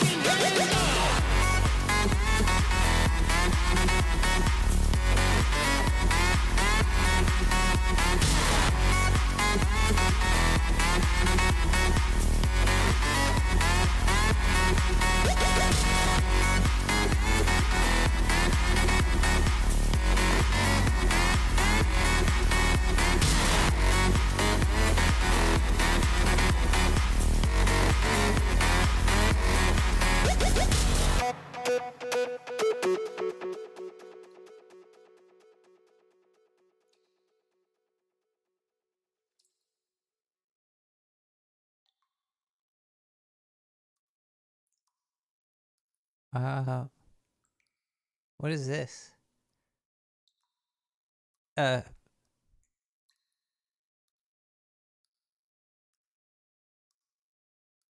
Okay, everybody. Breaking news. Breaking news. You haven't heard this anywhere else, but you're about to hear it here. John McAfee, 3 hours ago on X, just posted, I'm back with antivirus, an AI version of myself. You didn't think I would miss this cycle, did you?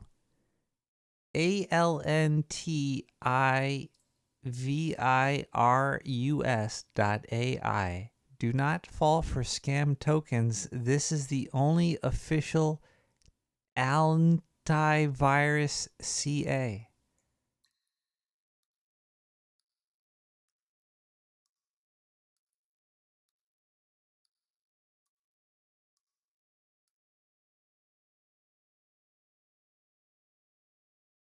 I'm not clicking that link, but I will do a search for ALNTI virus and see what we get here.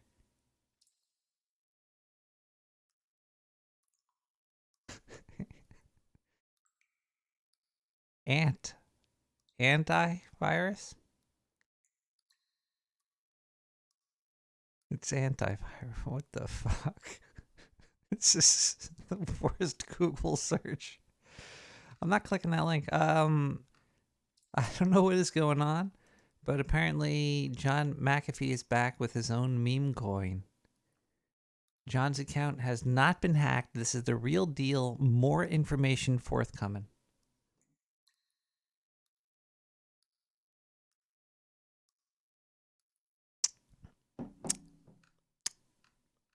Okay.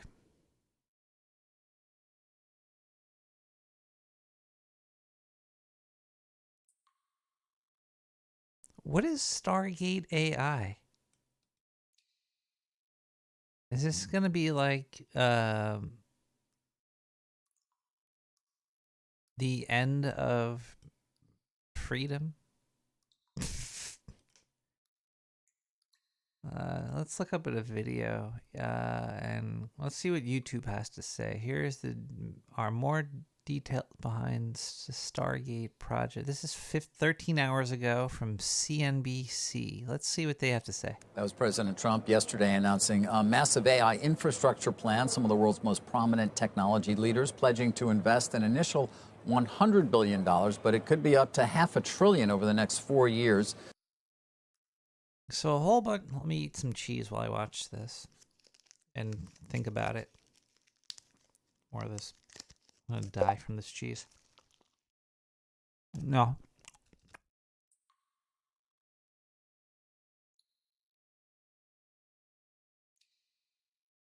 So a bunch of nerds are building their own company.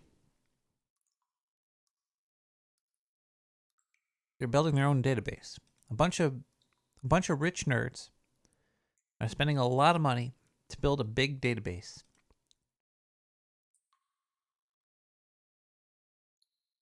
Didn't IBM try to do this? Did IBM build a big database once? Does anybody remember? That's where is it? The web? Hold on one second. Where's the? I was just watching this video and I don't know where it is. There it is. And as you heard, the project is called Stargate. Kate Rooney's here to help break down what it means for OpenAI, one of the important partners of it. Steve Covey. OpenAI? Is that Sam Altman? What is OpenAI here?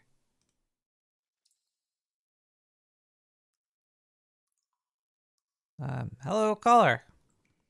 Yeah, that Stargate thing isn't going to affect OpenAI, but I sent a copy of the John McAfee tweet to you on Fediverse so that you can keep it forever. Also a link to not Twitter or X from the knitter.post.org people. Wait, you just Goodbye. linked me on No Authority? Let's see here. Yeah, there it is. Look at that. Nick the Bird makeup by hand. Also, I heard Stargate AI is a bunch of companies that are just going to light money on fire while we freeze to death. It is cold out. Yeah, Sam Altman. He's not even a real man.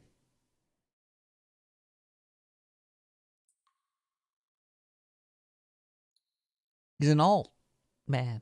Didn't he kill somebody? Wasn't there like a whistle? What was that whistleblower about? Why did all these Is like saying whistleblowing, is that like, is that just so you could say suicide on YouTube? Is that like the workaround? You know how people say a whole bunch of weird shit? Like these kids make up new words to get around copyright infringement, so they say words that are meaning for other words, like elite and shit. Novak also looking at Microsoft. And Steve, I want to start with you. We spent a good amount of our 9 o'clock hour at the top of the hour discussing the implications for Microsoft of what appears to be sort of a deepening connection between Oracle and OpenAI and the expiration, so to speak, over time of the exclusivity of financing by Microsoft. So what do we know or what do we surmise here? Yeah, David, this is what we're seeing. It's Microsoft sort of losing its grip that it once had over OpenAI. Until yesterday, it was the exclusive cloud provider for OpenAI, the hottest startup on the planet. And now, instead of being the exclusive provider, it has what they're calling the right of first refusal. So OpenAI says they'll come to Microsoft saying, we need this cloud capacity for X, Y, and Z, what we want to do. And Microsoft can now say, we don't have the capacity to serve you. You guys need to go somewhere else. What? So, did I just hear Stargate is government money going to OpenAI to make a database, and Microsoft saying that they cannot do what they are trying to do? I don't like this guy's voice. It's very clear they're going to Oracle right now, but this also protects. So for Project Stargate, government-funded thing. Is it government-funded? Essentially opens up the window for those other hyperscaler companies we talk about so often, Google and Amazon, even smaller players like HPE and Dell. They can all get in on the game as well. And that's also what the Stargate thing is about, is OpenAI using its own money and its own cash to invest in cloud capacity. And you might remember, David, we've heard CEO of Microsoft, Satya Nadella, say several times throughout the last year that they literally don't have the cloud capacity to keep up with the enormous demand they're seeing for artificial intelligence. That's not just OpenAI. It's not just. Isn't it also power and energy? Copilot is evil. Copilot is the devil. It's like, hey, guess what? I'm eating your cycles for shit you don't need. It's eating cycles on personal computers to power the giant evil nothing. Other open source models that includes Meta's models and so many other models that are also running on Azure cloud servers. That's why Microsoft said they're going to spend $80 billion in its fiscal year ending in this summer just to build out AI infrastructure, half of which is going to be happening here. And so all that. How about Microsoft and all these companies make a usable UI? There you go. Make a usable interface that's easy to use and expandable, and you're done. That's all you need. A good interface and expandability, and you're good. Otherwise, you're using Azure, using AWS, using all these different companies with all this different code that keeps changing.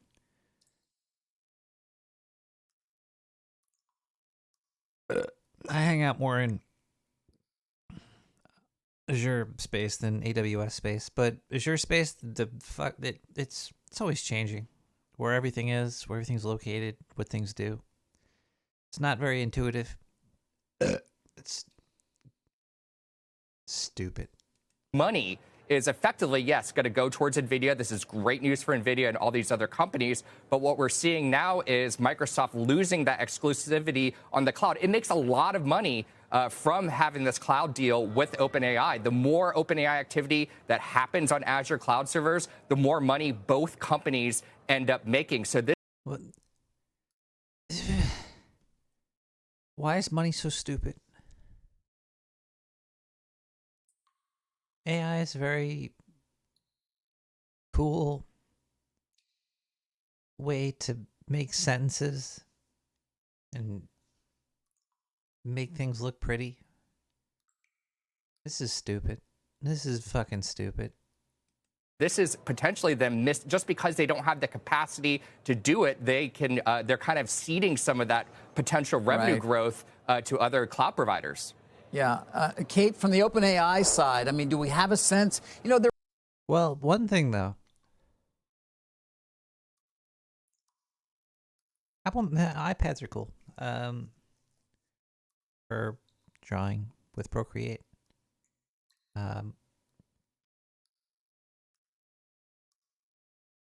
One thing I heard NVIDIA is doing is they've been running cycles for a long time now to help generate in between frames. Strange that AI and NVIDIA, how big NVIDIA is, and AI is like there. And the other thing that NVIDIA does is graphics. And the way their chips are becoming better at AI than actual frame production. They're using like distributed energy wasting AI to make frames. I forget exactly where I heard that, but NVIDIA has been running things to generate. Hey man, is DLSS the reason that the NVIDIA drivers are 800 megabytes? You think? Maybe, but aren't these video cards like 12 gigabytes memory on board? Even more? Well, yeah, the consumer ones, especially the 4000 series of the NVIDIAs. So that's a lot of space. There's a lot of space on these things. Yeah, for tech stuff, yeah. So what happened? The McAfee thing, you saw that during the show or before or what? Just during the show. I just came across this tweet on X/ or whatever. But yeah, McAfee's probably gonna make some money. I'm investing.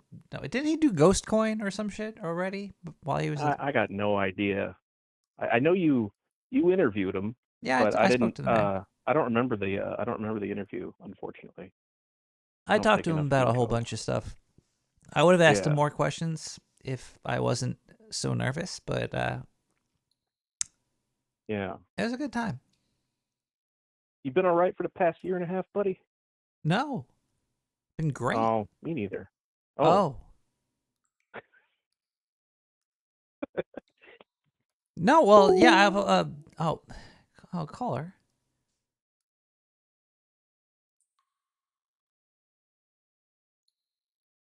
Things get the worse they get, the better they get.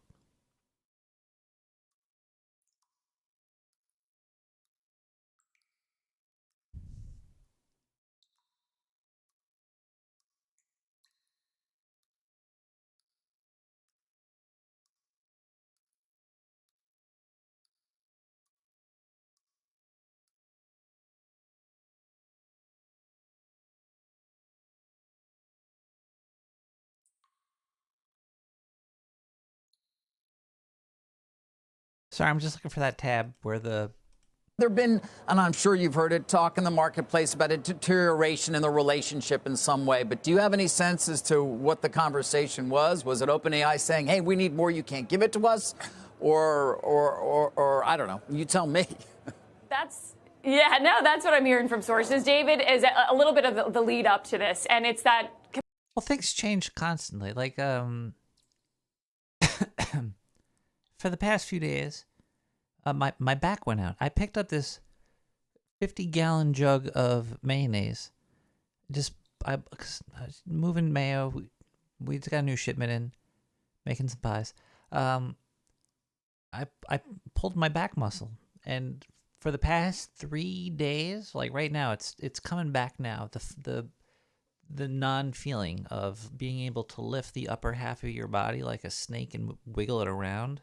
If you think about it, your back is pretty amazing. It's moving your entire top torso like in any way you want, and it doesn't hurt. But once you have a back pain, oh boy, you can't sit down to pee.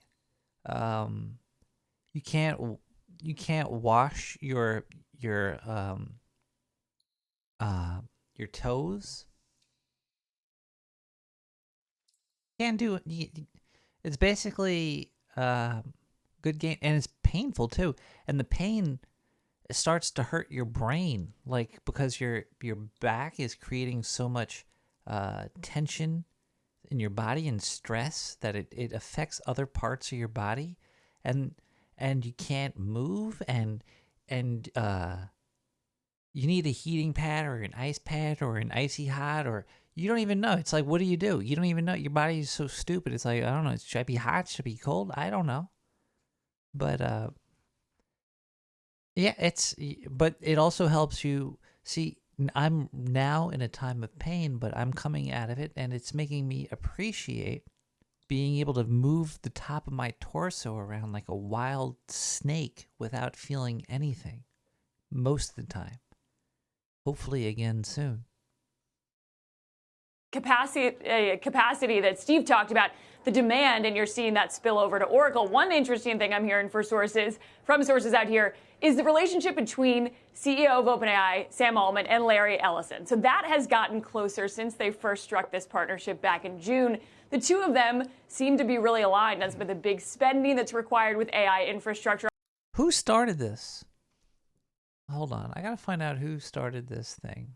Did Sam Altman start Stargate AI? Like, let's go to ChatGPT and talk to them, because I have questions. This could be a very serious thing. This is this is like what the NSA has been doing since 1990.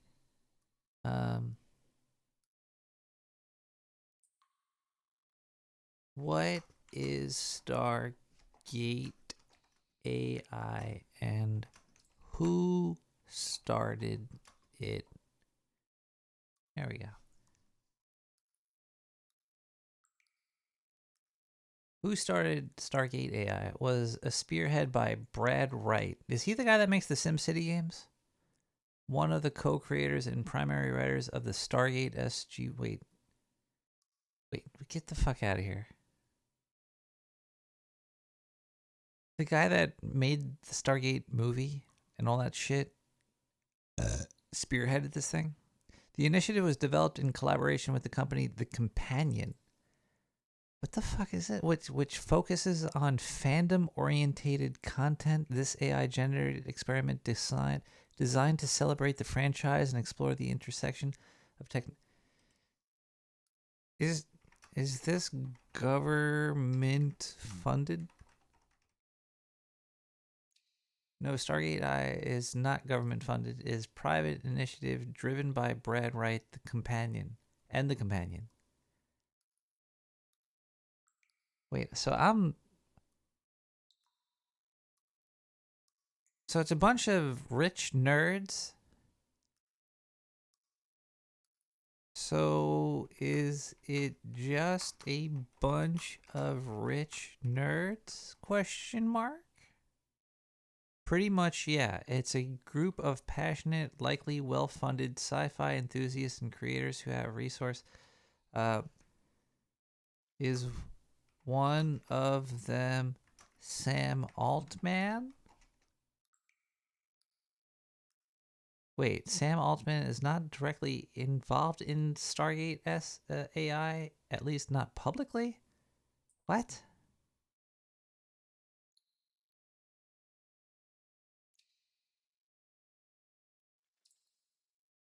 Is Open AI involved? No, Open AI is not officially involved in Stargate AI. Wait, so hold on. I am so confused. I watched this whole thing saying that this thing exists and there's money, and now I don't know what's going on. I'm told that personal relationship has gotten much closer, which is really interesting. The other thing I'm hearing, SoftBank is a big part of this, and Masa-san, that's another personal relationship. CEO Sam Altman and Masayoshi Son, who, David, you know well, he's not an incremental thinker. Neither is Sam Altman. They've both really been banging the table for this level of infrastructure. They need this stratospheric level of spending. And another thing I'm hearing as well is that, yes, this would have been driven by the private sector. Had this announcement not happened at the White House yesterday, these companies still would have been pouring billions in. But it is a way to underwrite this type of deal, to say you have the confidence of the U.S. government, you have the support of Donald Trump, and symbolically this was a massive deal for OpenAI and Sam Altman. If you think about the animosity, the feud between Elon Musk and Sam Altman, that it's been so public. Musk, of course, a key advisor of President Trump, and Sam Altman got his moment yesterday. It was sort of his debutante moment up there at the podium with Masa, with Larry Ellison, and getting the approval of President Trump. There was this open question: what is OpenAI's role going to be in this new administration? Are they going to be iced out of these sort of deals? We got proof yesterday that is not the case. Sam Altman, President Trump called him the leading expert on AI. So that was just a big moment for him. What?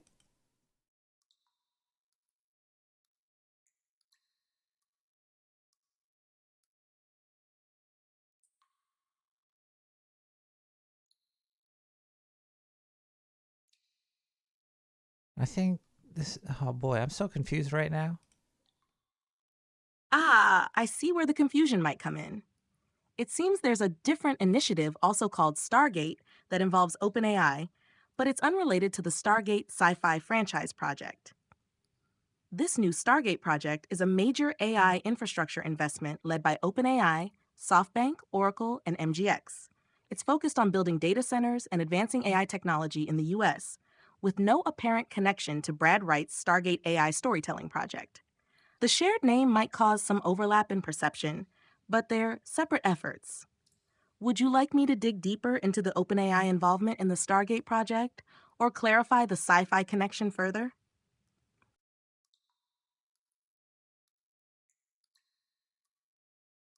What was the whistleblower for OpenAI revealing before they self-deleted themselves?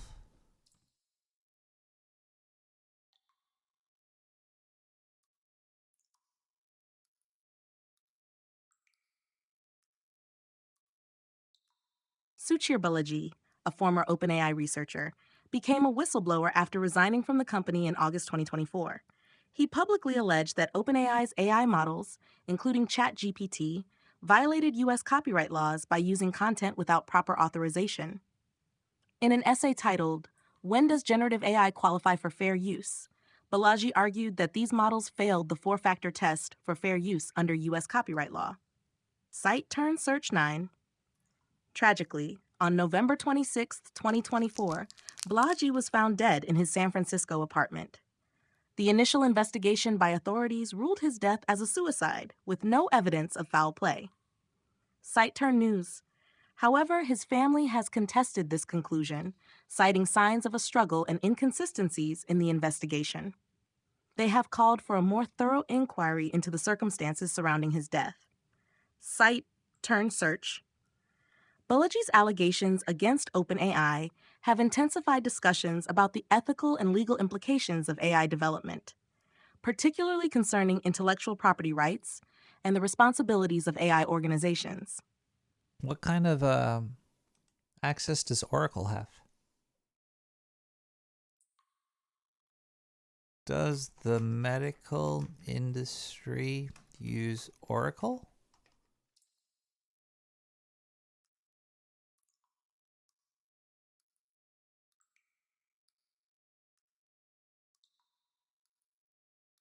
Yes, the medical industry does use Oracle. Oh.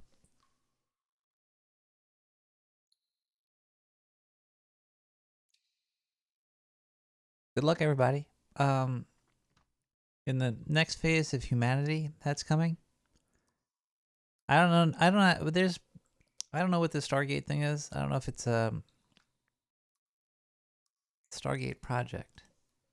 Oh, is the Stargate project government funded?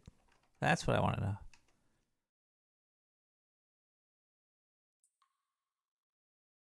It's not government funded. It's a private sector initiative backed by corporate giants like OpenAI and SoftBank and So OpenAI and SoftBank and Oracle? So it's three big... I don't know. Something.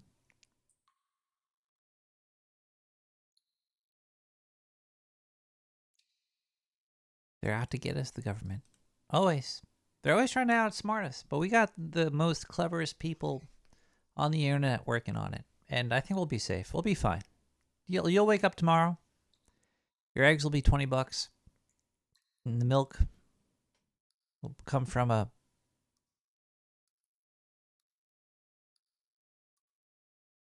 pigeon milk.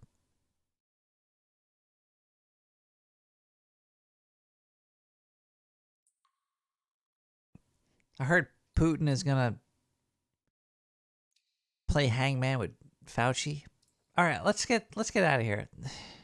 Transhumanism is not the way to be. Respect life, and you'll always, get something sooner or later for pretty much free. Okay, everybody, we're gonna go. We'll be back next week with celebrating the 9th year of Nick the Rat Radio. Can you believe it? We've been doing it for this long. Let's do it for another fucking 100 years from now. But probably in like another 9 years, I could build a me and have the fake me do what I do. Because, it's just a process. Everything's a process. But I want to be able to have a lot of data to feed into it. Let's get out of here. Rest in peace, David Lynch. I hope his family is doing okay. The ones that are closest to him, his family. Like, friends, when a friend passes away, it's bad, but when it's family, it's worse. So, to all the Lynches out there,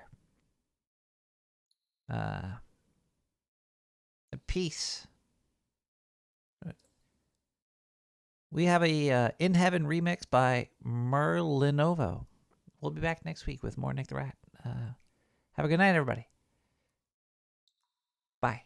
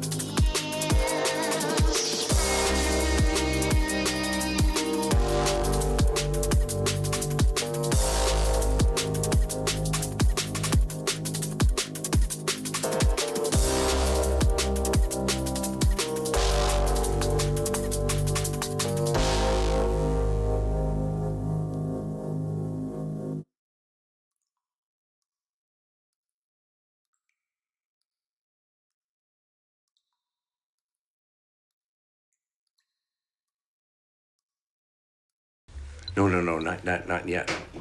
I know because I opened the door. Right.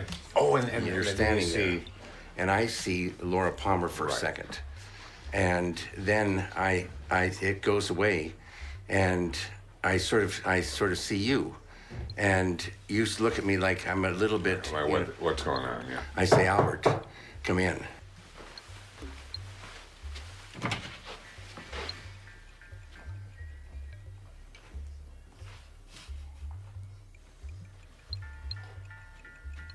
Albert, come in. Stop killing animals! Rats have rights! Fly on veggies! Rats have rights!